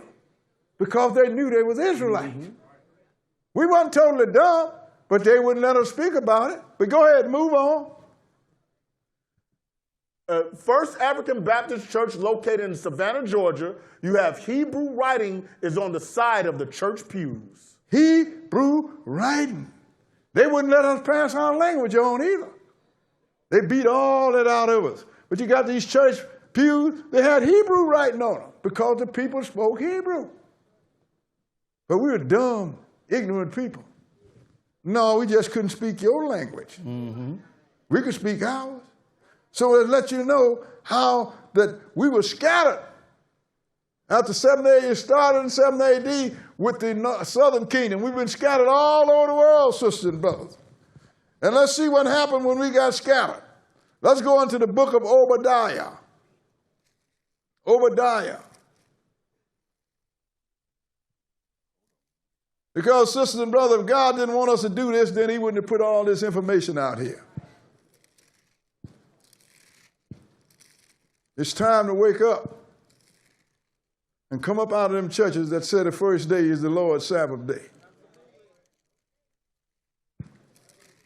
It is time to wake up, sisters and brothers. But we don't want to deal with that. We want to deal with what tradition is. We want to be beloved of our masters. Well, you have a master that was a master before you, before them, and that is the God of Israel. But now you're going to talk about your twin brother Esau, which Israel running around calling Gentile, calling he's white. Brother want to ask me, if Israel in Esau was twin brothers, why is one white and why is black? I said, let's go back to the end. And we all come out of Adam and Eve. Why all these colors we got? Adam and Eve, man and woman. Look at the different nationalities. Look at the different colors. Look at the different shapes of people. Ask that. But the answer is because God wanted to do it like that. Just like a flower garden. You don't put one flower in there. You put a whole lot of different flowers in different colors. And it's not for friction. It's for beauty. Why can't he do that with man? But look what he's saying about your twin brother and why. Obadiah 1 and verse 1. Go ahead and read. The vision of Obadiah. Thus said the Lord God concerning Edom. We have heard a rumor from the Lord, and an ambassador is sent among the heathen. Arise ye, and let us rise up against her in battle. Now, we done heard a rumor from the Lord concerning Edom. The people around him saying, rise up. I'm going to tell you something. The people that call themselves Jews are hated second only to us. You understand? And you're going to see why. Go ahead. Behold, I have made thee small among the heathen. Thou art greatly despised. That's what he's telling Esau, the one that called himself a Jew. I've made you small among the nations, and you are greatly despised. Why? Skip down to verse 9. Verse 9 and go ahead. And thy mighty men, O Teman, shall be dismayed, to the end that every one of the mount of Esau may be cut off by slaughter. The Lord said that, didn't he? That's right. Not me. So somebody's going to always be killing you. Go ahead and read. For thy violence against thy brother Jacob, shame shall cover thee, and thou shalt be cut off forever. Boy, that's a bad appetite. That's worse than ours, ain't it? Go ahead and read. And the day that thou stoodest on the other side, and the day that the strangers carried away captive his forces, go ahead, and foreigners entered into his gates, and cast lots upon Jerusalem, even thou was as one of them. That's when the Romans took us out, sisters and brothers. First thing, when Babylon started in the beginning, they clapped the hand and stamped the feet and told the Babylonians, raise it, raise it. That means tear it down to the ground. And 7 AD was the same thing. I got other books of information and show you some of the stuff that they did, but we ain't into that. I don't want you to be mad at nobody. You shouldn't have, what verse was that? We just finished 11. Go ahead. But thou shouldest not have looked on the day of thy brother. Wait a minute. Read that 11 again. Go ahead. And the day thou stoodest on the other side, and the day that the strangers carried away captive his forces, and foreigners entered into his gates, and cast lots upon Jerusalem, even thou was as one of them. So when they took Israel's land and cut it up, you went and got you a piece of the land. Go ahead and read. But thou shouldest not have looked on the day of thy brother, and the day that he became a stranger. Go ahead. Neither shouldest thou have rejoiced over the children of Judah and the day of their destruction. Go ahead. Neither shouldest thou have spoken proudly in the day of distress. Remember, they was a part of the Roman Empire, sisters and brothers, and we're going to show you that. They clapped their hand. They was bad and glad, and they was proud in the day the Titus took us down. Go ahead and read. Thou shouldest not have entered into the gate of my people in the day of their calamity. You shouldn't have entered into the gates of my people. Go ahead and read. Yeah. Thou shouldest not have looked on their affliction in the day of their calamity. Go ahead. Nor have laid hands on their substance in the day of their calamity. What is their substance? That's everything, the history books and everything else. That's why you got pictures of Herod, you got pictures of all kind of people, but you ain't got a picture of us. Accidentally, they overlooked a coin with Joseph's face on it, which we showed you last week. So you shouldn't have went in there. You shouldn't have laid a hand upon his substance. Go ahead and read. Neither shouldest thou have stood in the crossway to cut off those of his that did escape. Neither shouldest thou have delivered up those of his that did remain in the day of distress. He said you shouldn't have did it, Esau. So the ones that escaped Titus, the Edomites ran and caught them and bring them back. Take them with you. Why did they do that? Because they had designs on your land. And they know you could not have me there and a white guy there and both of us saying we Jews.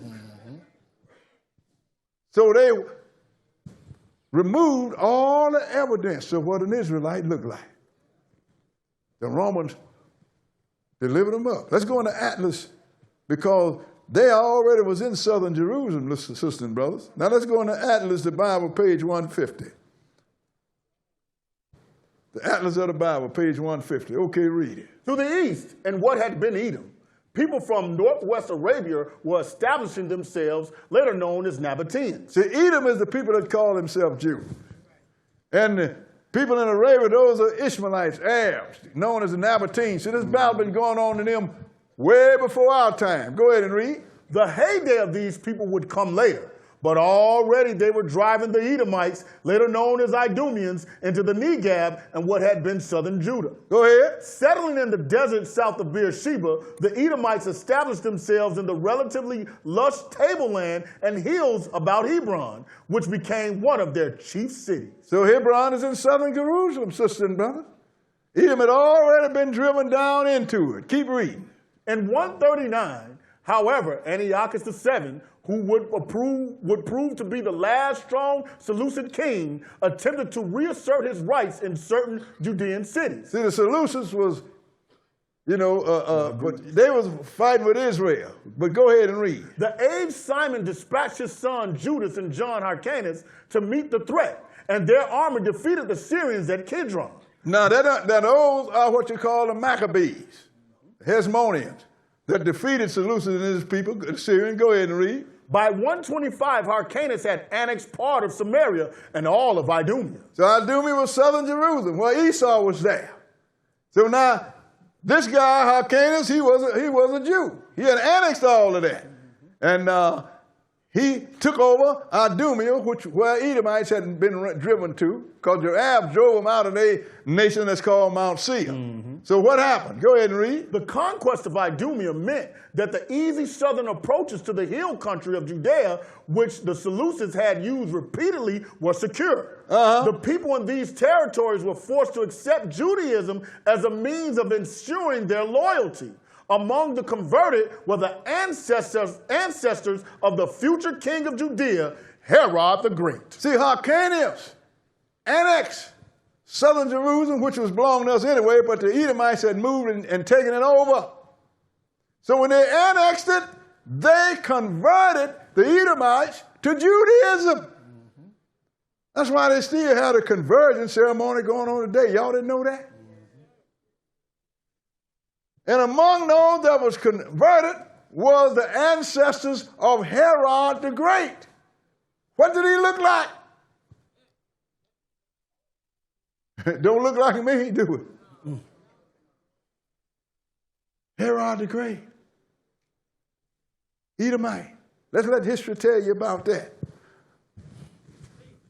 Let's go into Great People of the Bible, page 314. See, the book in history speaks for itself. Only reason I'm pointing out because I'm really having fun. Okay? What's it say? Rome needed a shrewd and capable agent in Palestine. And in Herod the Great, they felt they had found such a man. Young, ambitious, and brutal when necessary. Go ahead. Herod was not a true Jew. He was what? Not a true Jew. Go ahead. But an Idumean. Whose forefathers had been forced to convert to Judaism a century before. Oh, so Herod was an Edomite. Not a true Jew. So his ancestor was forced to convert to Judaism, so the Romans needed a Jew to set over Jerusalem. So what they did, they got Herod to convert a Jew and made him king of Judea. The ancestor of the people that call themselves Jews now. Do y'all understand this? This is history we're looking at, isn't that correct? Keep reading. During his long reign, which lasted until his death in 4 BC, Herod kept an uneasy peace by dealing ruthlessly with suspected rivals and troublemakers. He systematically killed off all living claimants to the Hasmonean kingship. That's because he killed all the original people that are royal seed. They come out of the seed of David, the Hasmonean. He killed all them because the Romans made him king. Go ahead and read. Including his young brother-in-law, the high priest Aristobulus. He killed it. That's probably was a Levite that he killed. Go ahead and read. He even ordered the execution of his wife, Miriam, and her mother, because he believed they were plotting against him. Go ahead. Shortly before his death, he had 3 of his own sons killed because of rumors that they had designs on his throne. Well, that Herod the Great was a maniac. Go ahead and read. It is easy to imagine such a man ordering the massacre of all male infants in Bethlehem for no better reason than a vague rumor that one had been born king of the Jews. You see that? That Herod the Great, the picture you saw, he was the one that had all the males in Jerusalem killed because the wise man didn't come back and tell him what Jesus was so he can come kill Jesus. This guy was a maniac, sisters and brothers. So the people that called themselves Jews was in collusion with the Roman Empire. They got other history that I could read, but that's enough. I can't keep it here forever. But the question that asked now, when Israel was taken out, then Obadiah said that Edom moved in and took part of the land too. So in 70 AD, they did that. And so now, when they removed the Jews in 70 AD, what happened to the Edomites? Let's see if we can find out. Let's go in the encyclopedia, World Scope Encyclopedia, Volume 4. And we're going to look under Edom. Read it. Edom, meaning red, the name given to Esau on account of the red pottage secured by him from his brother Jacob. That's when our forefather Jacob sold him some pottage because he didn't kill no deers that day. Go ahead. The name was also given to the country settled by Esau, having been previously known as Mount Seir. Go ahead. Later, the Edomites ravaged the southern borders of Palestine and were denounced with considerable vehemence by some of the prophets of Israel after the destruction of Jerusalem in 70 AD.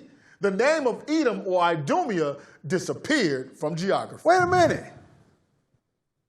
Why is it that the name of Edom or Idumea disappeared from here in geography? Ain't nobody heard from them no more. You don't even hear them talked about in church, do you? What happened to them? How do you hide a whole people, sisters and brothers? I'm going to show you how you hide them. Let's go into Revelation. See, they had to wait till 70 AD. When we got disappeared, you remember, they caught the ones that escaped and delivered them up because they had something on their mind. So let me show you how you hide a whole people. Revelation, the 2nd chapter, we're going to read one verse. Verse 9. Revelation 2 and verse 9. Revelation 2 and 9. I know it's small, but I want you to read it with your own eyes.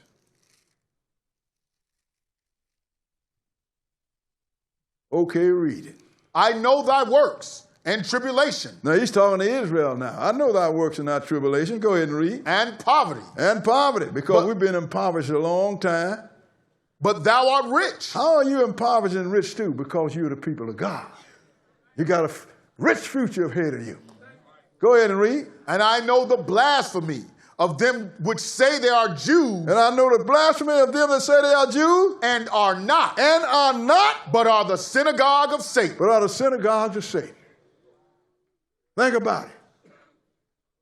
They're the only one that still call their churches synagogues. Let's go into Revelation 3 and 9. Revelation the 3rd chapter and verse 9. Because the Lord wants you to understand what you're up against. 3 and verse 9. Okay, go ahead. Behold, I will make them of the synagogue of Satan. Go ahead. Which say they are Jews and are not. Which say they are Jews and are not. Go ahead and read. But do lie. Behold, I will make them to come and worship before thy feet and to know that I have loved thee. So now, Do we call ourselves Jews? We call ourselves Hebrew Israelites, don't we? So who is it that call themselves Jews and the whole world call themselves Jews? The white folks. But they're not Gentile. They are our twin brothers. These sisters and brothers, this is history and this is Bible. How do you kick against history and Bible? You don't do it. So what they did, they went over and took our land. And they took it in 70 AD. Now later on, they rebelled against Rome, and Rome expelled them. And in 1948, you got the League of Nations come back, being they would call them Jews. They're going to do a good thing. They're going to get the Jews their land back. And they did it in 1948. But I'm still looking at you. Let's go into Ezekiel, the 35th chapter. Ezekiel chapter 35. I'm just letting you know how you get, when you left your land and when somebody else took it over. They took it over. They already was in southern Jerusalem, sisters and brothers. But then, once we got taken all together out, they took over the northern kingdom, which called Samaria. Ezekiel 35, we're going to start at verse 1. Ezekiel 35 and verse 1. Okay, go ahead. Moreover, the word of the Lord came unto me, saying, Son of man, set thy face against Mount Seir, and prophesy against it, and say unto it, Thus saith the Lord God. Thus saith the Lord God. This Mount Seir, this is the Esau's country. This is what he said. Thus saith the Lord God. Behold, O Mount Seir, I am against thee, and I will stretch out mine hand against thee, and I will make thee most desolate. I'm against thee, and I'm going to stretch out my hand against you, and I'm going to make you most desolate. I'm going to destroy you to the ground. Go ahead and read. I will lay thy cities waste, and thou shalt be desolate, and thou shalt know that I am the Lord. The Lord said he's going to do that to them because of what they did to us. Go ahead and read. Because thou hast had a perpetual hatred. I mean, it never stopped because they figured that Jacob, our father, stole his birthright. You got black Muslims running around talking about, see, Yaqub stole Esau's birthright. I just look at it. That's what they call Jacob, Yaqub. Go ahead and read what verse? We're in the middle of 5. Go ahead. And has shed the blood of the children of Israel by the force of the sword in the time of their calamity. And that's what they did. Go ahead. And the time that their iniquity had an end. So you was out there, you was killing them with everybody else. Go ahead. Therefore, as I live, saith the Lord God, I will prepare thee unto blood, and blood shall pursue thee, since thou hast not hated blood, even blood shall pursue thee. So, Lord, I'm going to prepare you for blood, and blood going to pursue you. They're going to be trying to kill you in every place like they was killing Israel. You should get a book that's called Diaspora. You'd be surprised at what you find. This ain't something that we wrote. This is something that we have discovered. Skip down to verse 9 and go ahead. I will make thee perpetual desolations, and thy city shall not return, and you shall know that I am the Lord. So that's what he told Esau. Now, I'm going to destroy your cities, and they ain't going to return. So then, what you going to do? Go ahead and read. Because thou hast said, these two nations and these two countries shall be mine. Go ahead. And we will possess it, whereas the Lord was there. So what was the two places that Jesus went? Judah and Samaria. Jesus didn't leave out on the coast of Israel, sisters and brothers. So they said, we're going to possess these two countries, which is Judah, the southern kingdom, and Samaria, which is the northern kingdom. Go ahead and read. Skip to verse 12. Skip now to verse 9. What were we at, verse 10? Yeah, skip to verse 12. Okay, skip now to verse 12 and read it. And thou shalt know that I am the Lord. Go ahead. And that I have heard all thy blasphemies, which thou hast spoken against the mountains of Israel. Saying what? Saying, they are laid waste, they are given us to consume. That's what Edom said.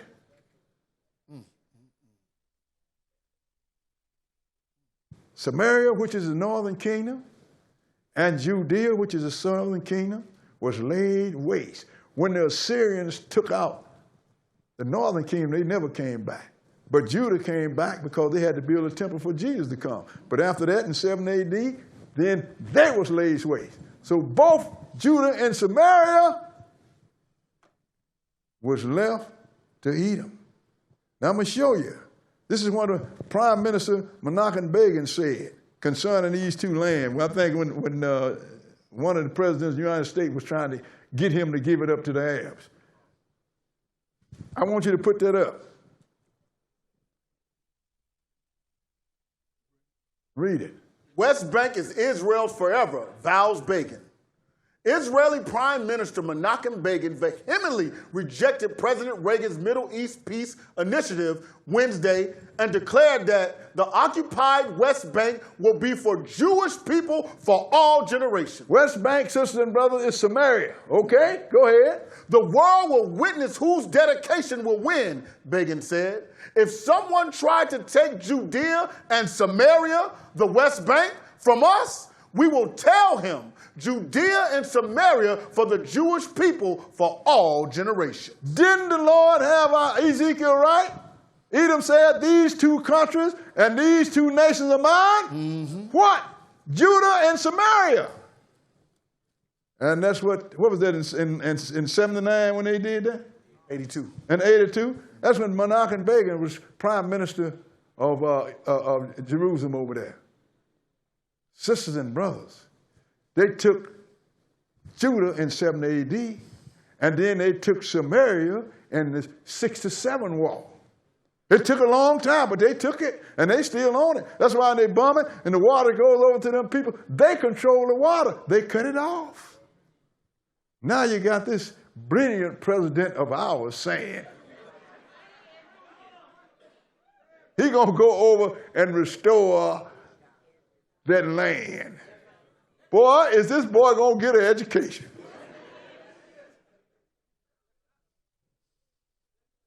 But history bears it out, sisters and brothers, because once we got scattered all over the world because we disobeyed God, we left the land empty, and now your twin brother Edom is in it right now, calling himself by your name. Not your whole name, just the name of one of the tribes of Israel, which was Judah. That's where Jew come from. Now let's go into Joel, into Isaiah, rather, the first chapter. Back up to Isaiah, the first chapter. And this is what the Lord is saying to us, his people. Isaiah chapter 1.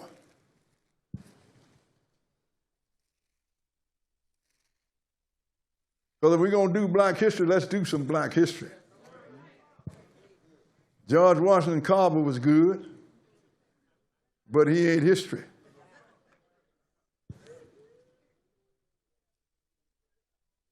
Isaiah, the first chapter. Let me show you what the Lord has said about us.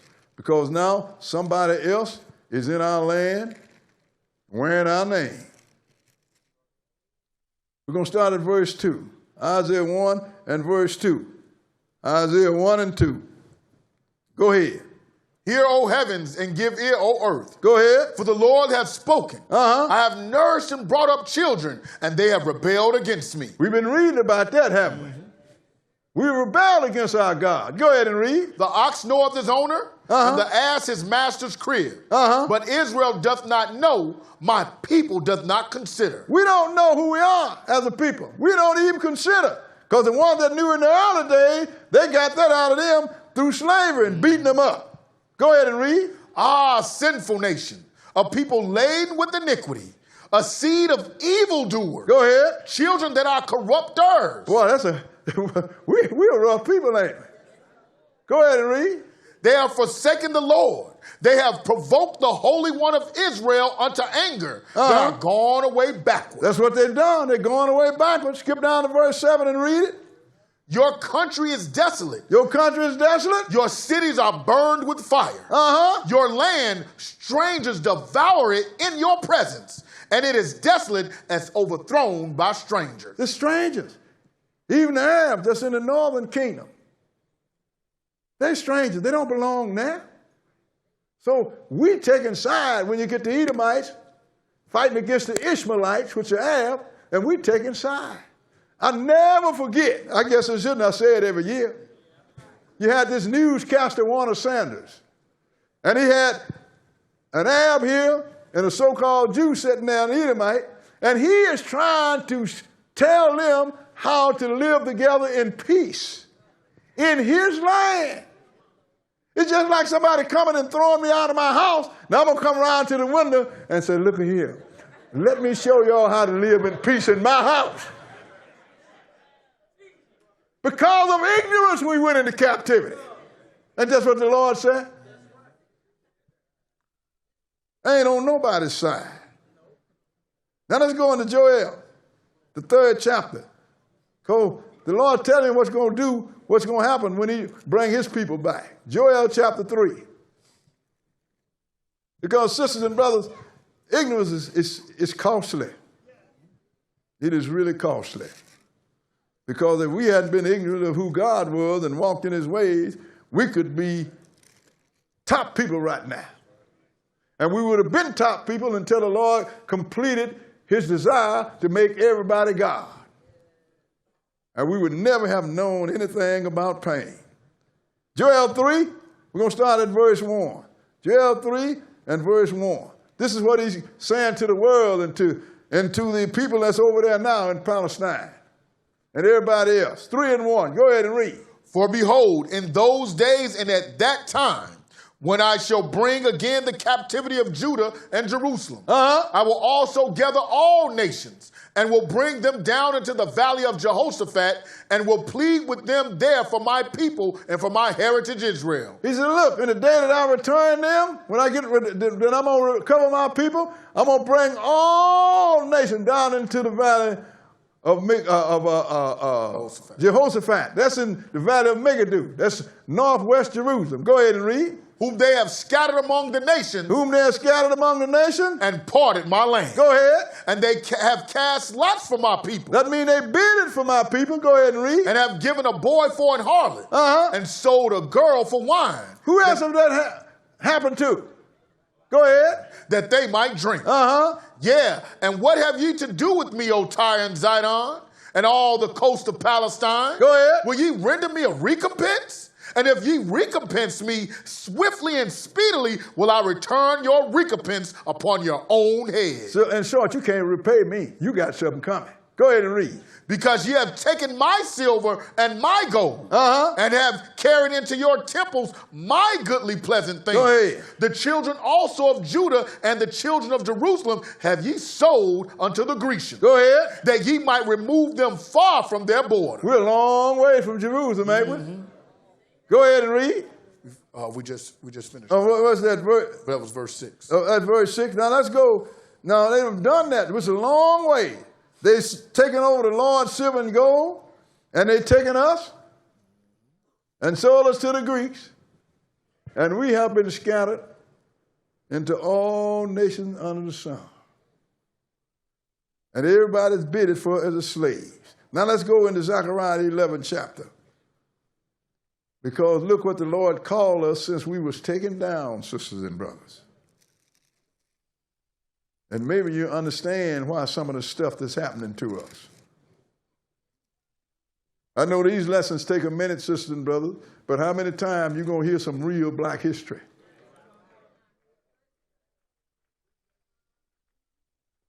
Harriet Tubman is dead.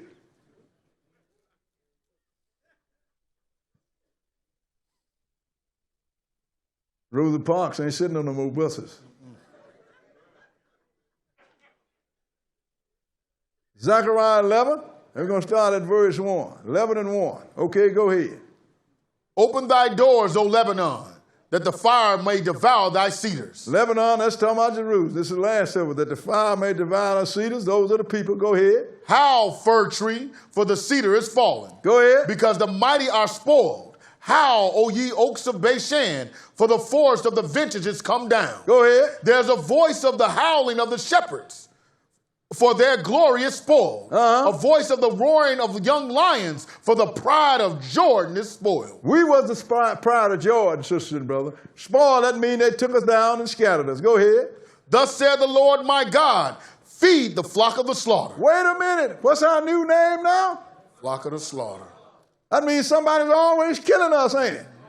Go ahead and read. Whose possessors slay them and hold themselves not guilty. When they kill one else, don't nobody feel like they did nothing wrong. They don't even feel guilty. Go ahead and read. And they that sell them say, blessed be the Lord, for I am rich. And the people that sold us got rich, and they blessed the Lord. Go ahead and read. And their own shepherds pity them not. And your own preachers don't pity you. You know how they don't pity you? Because they will not teach you the truth. Go ahead and read. For I will no more pity the inhabitants of the land. This is the Lord now. I ain't going to no more pity you. Go ahead and read. Saith the Lord. But lo, I will deliver the men, every one into his neighbor's hand. Go ahead. And into the hand of his king. Go ahead. And they shall smite the land, and out of their hand I will not deliver them. Go ahead. And I will feed the flock of the slaughter. That's what he called us now. Somebody's always called. Like I said earlier, woman called because she thought she had a burglar. The sheriff that come to protect her shot her to death. That wouldn't have happened to a white woman. Feed the flock of the slaughter. Go ahead and read. Even you, O poor of the flock. Go ahead. And I took unto me 2 staves. The one I called Beauty, and the other I called Bands, and I fed the flock. Go ahead. 3 shepherds also I cut off in 1 month, and my soul loathed them, and their soul also abhorred me. Those are the last 3 kings we ever had. Jehoiakim, Jehoiachin, and Zedekiah. Nebuchadnezzar took them, all 3 of them, because all of them did that which was evil in the sight of the Lord. So the Lord, and all of them together didn't serve 30 years. Let's talk about them 1 month of years. 2 of them served 11 years, and 1 served 3 months. He cut them off in 1 month. That's less than 30 days. Go ahead and read. Then said I will not feed you. That dieth, let it die. And that is to be cut off, let it be cut off. Go ahead. And let the rest eat every one the flesh of another. That's pretty hard, ain't it? I ain't going to feed you no more. You're going to get cut off, you're going to die, and you're going to turn on one another. Let's show you. And he said, we are the flock of the slaughter. Let's read philosophies here and see what happened. What happened with the philosophers in Ethiopia, people that look like us. Read it. Beta Israel. They call themselves the house of Israel.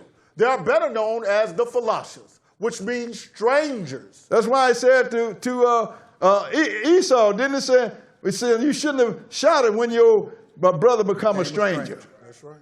Stranger, go ahead and read. They are the black Jews of Ethiopia. Fervent Zionists, many believe, make up the oldest continuing Jewish community in existence. Go ahead. But they may soon be gone unless help comes quickly. Because them Ethiopians look like them. What they did? Go ahead. Babies were bludgeoned to death. Children's feet were hacked off. Men were killed or castrated. Women were raped and mutilated. Old people were left tied to thorny bushes, their slashed skin cracking and drying in the sun. Reported American journalist Louis Rappaport in his book, The Lost Jews, the Last of the Ethiopian Philosophers. Zionist Ethiopians were characterized as the arch enemy. Think about it. Think about it. Did you read all of that? In 1981, schools supported by the Jewish Wait a organization. minute. Roll that other back. Look like we missed something. There we did, right there. The lost Jews, the last of the Ethiopians. Philosophy, I read it. Zionist Ethiopians were characterized as the arch enemy. What about that 13? Oh, that's just the price of the book. Oh, okay. All right. Go to the next one. Go ahead and read. In 1981, schools supported by the Jewish Organization for Rehabilitation and Training were shut down, and philosophers have been thrown into prison and sold into slavery, a continuing practice in the Horn of Africa. Isn't that something? But look what they did to you. They bludgeoned babies. They cut babies out of women. They hacked off your hands and your feet. They tied you in with thorns, and they did up to them. This is some ugly stuff by people that look like us. Let's keep reading. What else we got here? Because we got something about the Igbos and the Tutsis. Keep reading. Igbos. As time went on, Igbo, these are the people in Nigeria now. Go ahead. As time went on, further proofs were adduced by the Igbo for their Jewish origin. And the Holocaust of the Biafra genocide provided even firmer ground for establishing commonalities with Jews.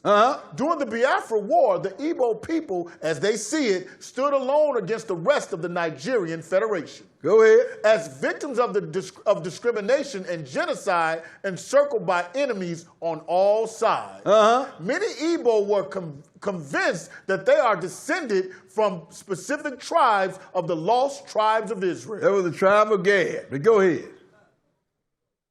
The Nigerian Civil War, better known as the Biafran War. Igbos were substantially victimized in the Atlantic slave trade. In the year 1790, it was reported that 20,000 people sold each year from Bani. 16,000 were Igbo. 1 million Igbos killed. 1 million Igbos what? Killed. Go, keep going.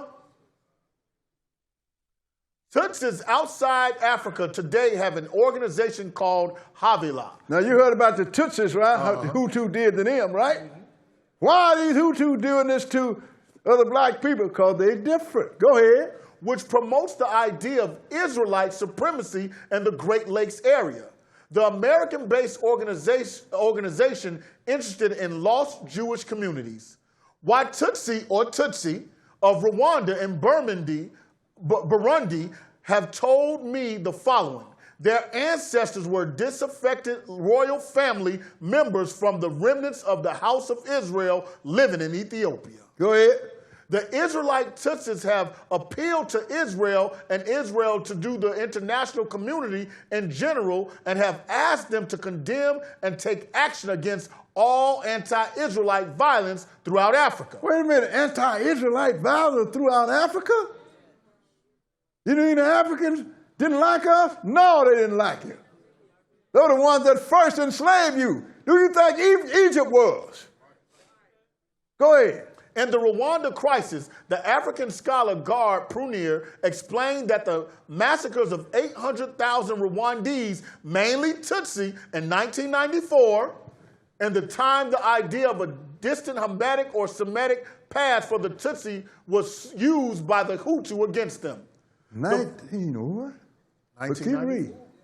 The flag of Burundi, dominated by the Tutsi, still bears the Star of David, and and evoked the genocide of more than 500,000 Tutsi Hebrew Israelite in Rwanda.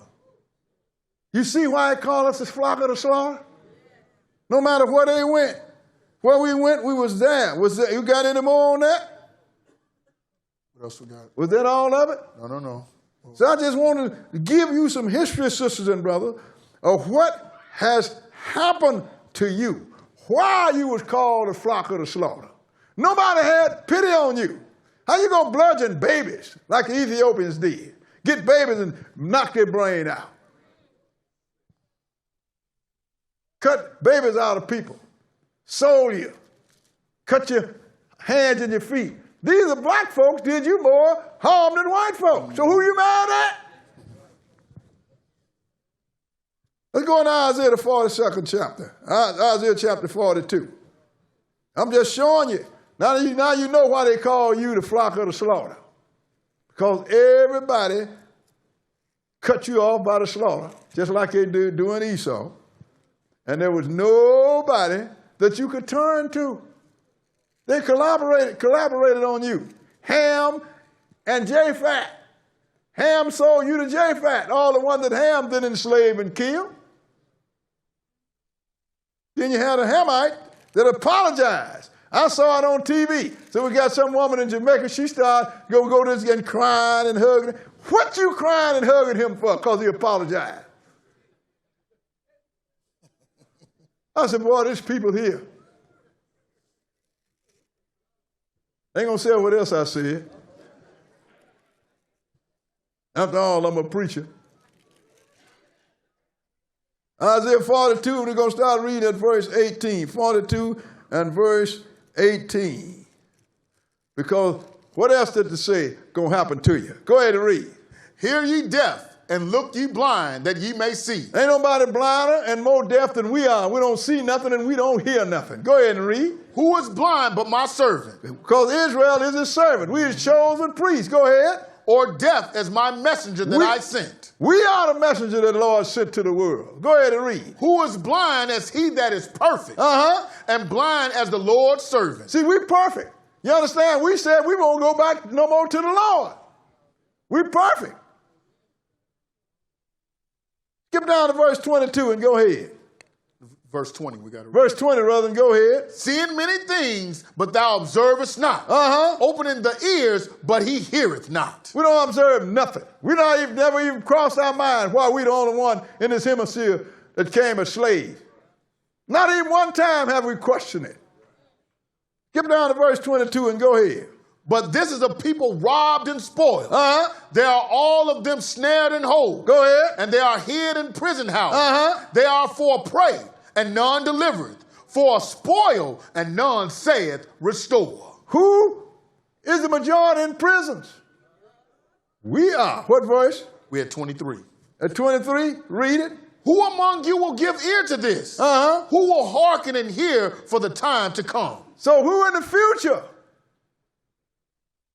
will listen to what is written here? Who in the future would listen for the time to come? So why are we a minority on the outside, but we're a majority when it comes to prisoners?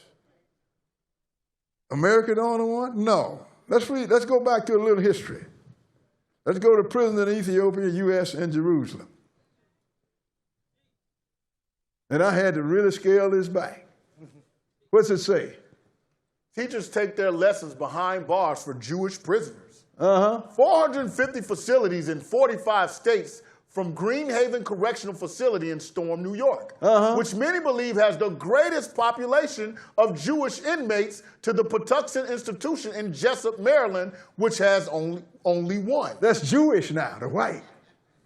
You mean this is an institute that only had one Jewish prisoner? I'm talking the white Jew. Go ahead and read. There are an estimated 4,000 to 5,000 Jewish men and women incarcerated in the United States, a minuscule proportion of the nation's 2.2 million prisoners. Out of all the prisoners, maybe about 4,000 or 5,000 of them, out of 2.2 million. Go ahead and read. According to the U.S. Bureau of Justice, in 2018, black males accounted for 34% of the total male prison population. Oh, go ahead. The imprisonment rate for black females, 88 per 100,000 black female residents, was 1.8 times as high as for white females. Go ahead. Which are only 49 per 100,000 white female residents. While the imprisonment rate for black males, which are 2,272 per 100,000 black male residents, was 5.8 times as high for white males, which is only 392 per 100,000 white male residents. That makes you the majority in incarceration, right? Keep reading.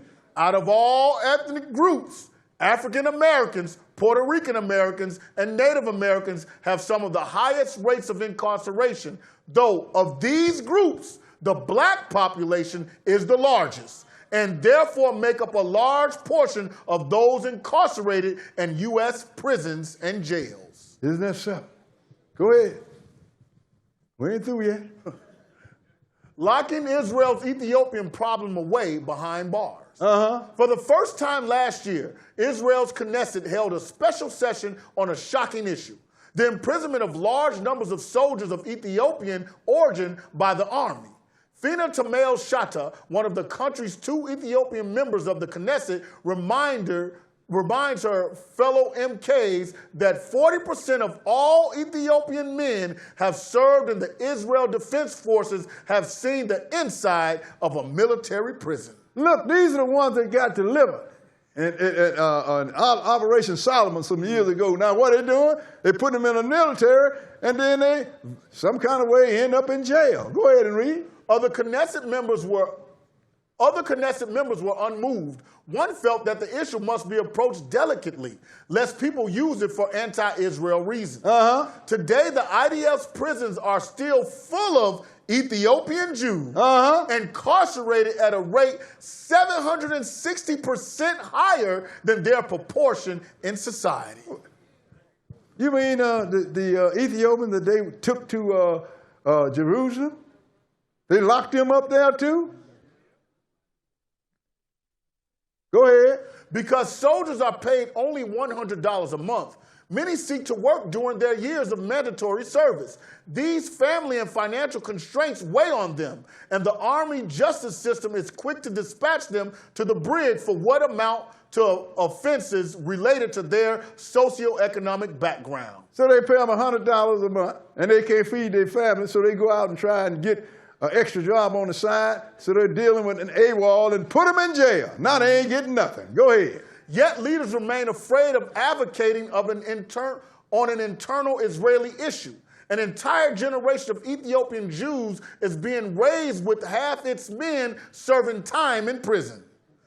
Falashes, Ethiopian Jews, strangers at home, wonder if Israel will accept them.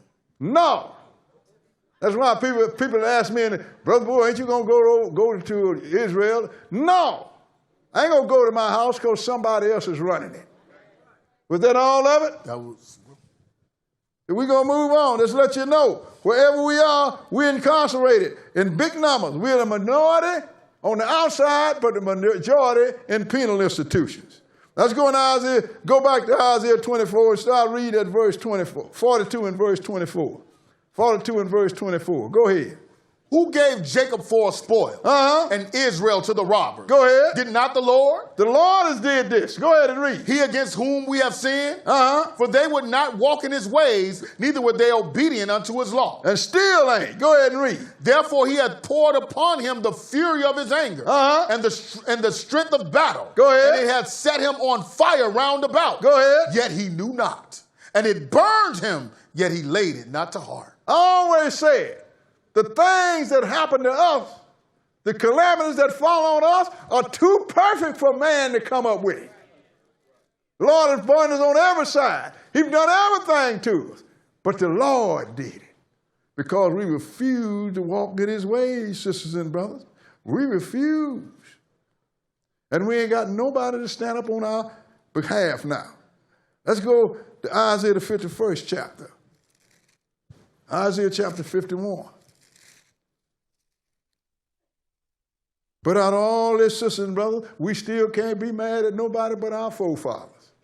They brought us to God. They ordered us a pretty good deal. Didn't he offer us a good deal? We should have took it. Isaiah 51, we're going to start reading at verse 17. 51 and 17. Okay, go ahead. Awake, awake, stand up, O Jerusalem, which has drunk at the hand of the Lord the cup of his fury. Thou hast drunken the dregs of the cup of trembling and wrung them out. I mean, we have really drank up the cup of the Lord's fury. Go ahead and read. There's none to guide her among all the sons whom she hath brought forth. Go ahead. Neither is there any that taketh her by the hand of all the sons that she hath brought up. Now, who is it among our Israel sons that's going to guide us? We don't have no kind of leadership among our people. Go ahead and read. These two things are come unto thee. Who shall be sorry for thee? Desolation and destruction. Go ahead. And the famine and the sword. By whom shall I comfort thee? Go ahead. Thy sons have fainted. They lie at the head of all the streets. Your sons have fainted? Wait till it get hot. You're going to see them at the head of all the street corners in groups. Go ahead. As a wild bull in a net. They are full of the fury of the Lord, the rebuke of thy God. Because they're angry all the time. You understand? Because the rebuke. You young black, you ain't got nothing coming but anguish. But the Lord gave us some hope. Let's go look at this hope. Let's go to Deuteronomy the 30th chapter. Deuteronomy the 30th chapter. We're almost out of here. Suffer with me. But I ain't going to cut this. You need this.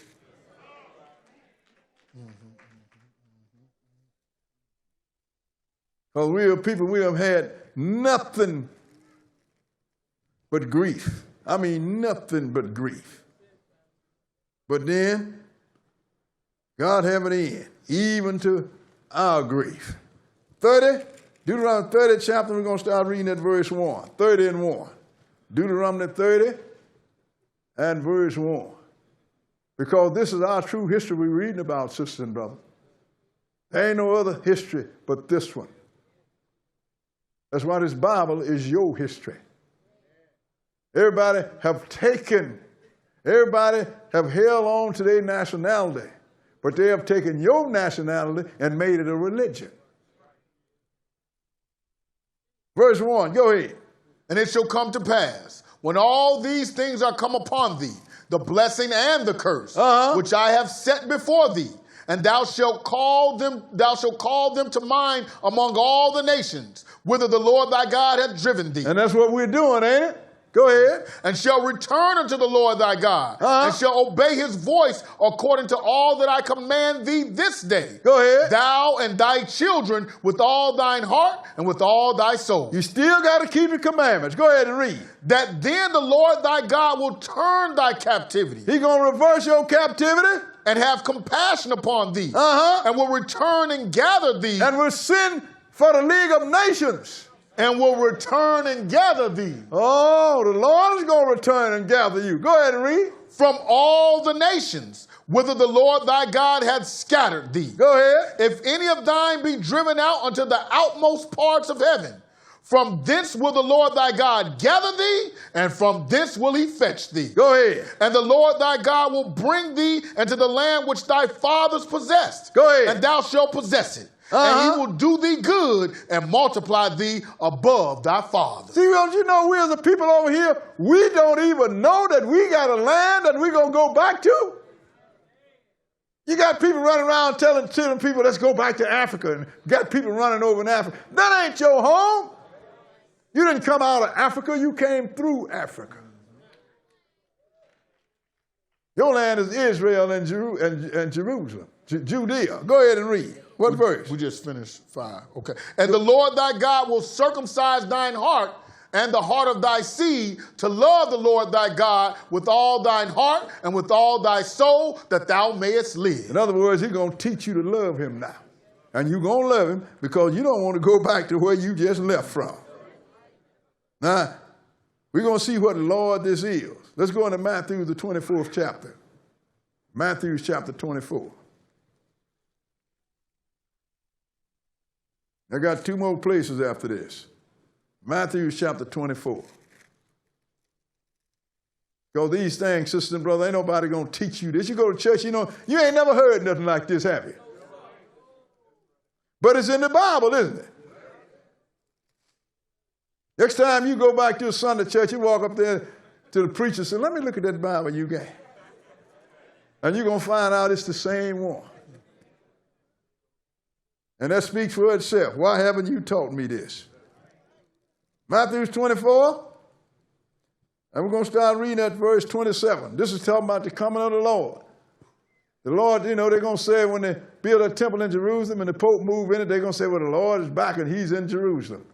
It don't. And the Lord is telling you, no, this is when I come, you're going to see me. Verse 27. Go ahead. For as the lightning cometh out of the east and shineth even unto the west, so shall also the coming of the Son of Man be. Didn't he tell you in Revelation, the 1st chapter, he going to come and every eye going to see him? Skip down to verse 29 and go ahead. Immediately after the tribulation of those days shall the sun be darkened, and the moon shall not give her light. Go ahead. And the stars shall fall from heaven, and the powers of the heavens shall be shaken. You think that's going to be a secret? Go ahead and read. And then shall appear the sign of the Son of Man in heaven. Go ahead. And then shall all the tribes of the earth mourn. And they shall see the Son of Man coming in the clouds of heaven with power and great glory. Sure they're going to mourn. Because the Lord said they're going to kill people. The slaying of the Lord is going to be from one end of the earth to the other. 110th chapter of Psalms say he's going to fill the places with dead bodies. They're going to mourn. Because the Lord is really upset, sitting at the right hand of the Father. Go ahead and read. And he shall send his angels with a great sound of a trumpet. And he's going to send his angels with the great sound of a trumpet. And they shall gather together his elect from the four winds, from the one end of heaven to the other. This heaven is talking about the earth. Isn't that what Moses told you in the 30th chapter of Deuteronomy? That's when he's going to start our recovery. Let's go into Zechariah, the 2nd chapter. Zechariah chapter 2.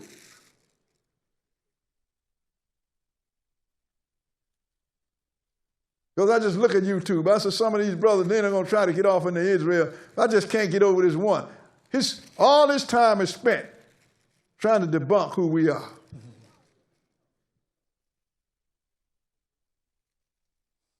I don't want to meet him in person. They don't tell him what I might do. Deuteronomy 2 and start at verse 1. Zechariah 2, brother. Zechariah chapter 2, and we're going to start reading at verse 1. Zechariah 2 and verse 1. 2 and 1. Okay, read it. I lifted up mine eyes again and looked, and behold, a man with a measuring line in his hand. Go ahead. Then said I, whither goest thou? Uh-huh. And he said unto me, to measure Jerusalem, to see what is the breadth thereof and what is the length thereof. Go ahead. And behold, the angel that talked with me went forth, and another angel went out to meet him. He said, I'm going to measure Jerusalem. I'm going to see the length and the width thereof. Skip down to verse 5 and go ahead. 1 through 5. Huh? Verse 4. Verse 4? Yep. 1 through 5. I got verse 4 in my notes. Yep, 1 through 5. Okay, go ahead then. And said unto him, run, speak to this young man, saying, Jerusalem shall be inhabited as towns without walls for the multitude of men and cattle therein. For I, said the Lord, will be unto her a wall of fire round about, and will be the glory in the midst of her. So he said, go tell this young man that Jerusalem is going to be inhabited again as a town without walls. In other words, they ain't going to need no army. Why? Because I will be the wall in the midst of her. That means he got to be back here. Isn't that correct? That's right. Go ahead. Verse 8. What was that, verse 6? We just finished 5. Verse 8. Read verse 6. Okay.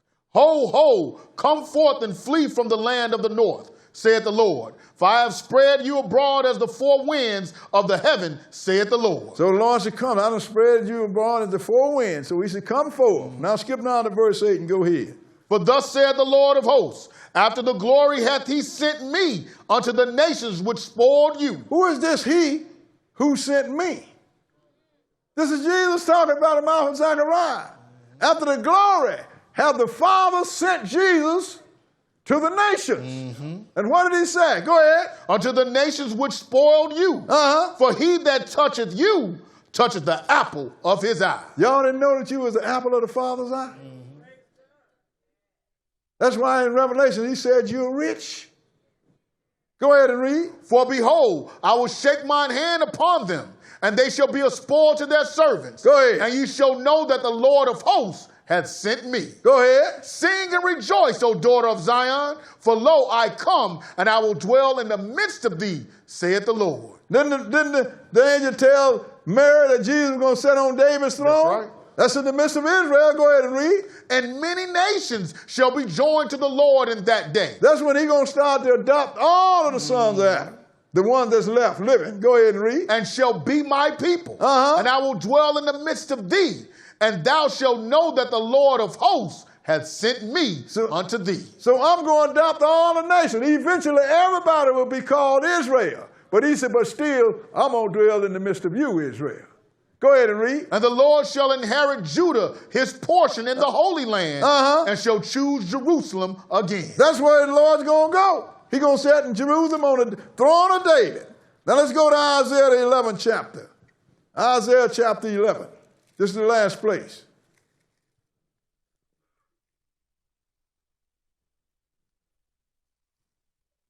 Because, ain't nobody talking about you return because of the League of Nations installed Esau over there in 1948. Mm-hmm. But the problem is Jesus is not here. That's right. Anybody ever thought about that? And the temple is going to be built after he comes, not before. We're going to build it, then it get rough, we're going to build a temple so the Lord will have somebody to come. No, ain't going to be no temple. until he come. And while he's here in the wilderness for 3.5 years, you're going to have him all, Zerubbabel and his group going to be building that temple, sister and brother. So this is the last scripture here. Isaiah 11, and we're going to start reading at verse 1. Isaiah 11 and verse 1. Because this is your history we're reading about. This is what's going to happen to you. And we got brothers think that we're going to stay here. Verse 1, go ahead. And there shall come forth a rod out of the stem of Jesse, and a branch shall grow out of his roots. Go ahead. And the Spirit of the Lord shall rest upon him. The Spirit of wisdom and understanding. The Spirit of counsel and might. The Spirit of knowledge and of the fear of the Lord. Now this is Jesus he's talking about here. Go ahead and read. Skip down to verse 5 and go ahead. And righteousness shall be the girdle of his loins, and faithfulness the girdle of his reins. Go ahead. The wolf also shall dwell with the lamb, and the leopard shall lie down with the kid. Go ahead. And the calf and the young lion and the fatling together, and the little child shall lead them. So all these carnivores are not going to attack one another or people. Go ahead and read. And the cow and the bear shall feed. Their young ones shall lie down together, and the lion shall eat straw like the ox. That means the lion ain't going to eat no more meat. Animals ain't going to attack one another no more. Go ahead and read. And the sucking child shall play on the hole of the asp. Go ahead. And the weaned child shall put his hand on the cockatrice's den. Go ahead. They shall not hurt nor destroy in all my holy mountain. Go ahead. For the earth shall be full of the knowledge of the Lord as the waters cover the sea. Ain't going to be no animals killing people and all that kind of stuff. Go ahead and read. And in that day there shall be a root of Jesse, which shall stand for an ensign of the people. And to it shall the Gentiles seek, and his rest shall be glorious. Yeah, that's because he's going to adopt everybody now. Go ahead and read. And it shall come to pass in that day that the Lord shall set his hand again the second time to recover the remnant of his people. When was the first time he did it? When he brought us out of Egypt. That's right. Now when he comes, it's going to be the second time.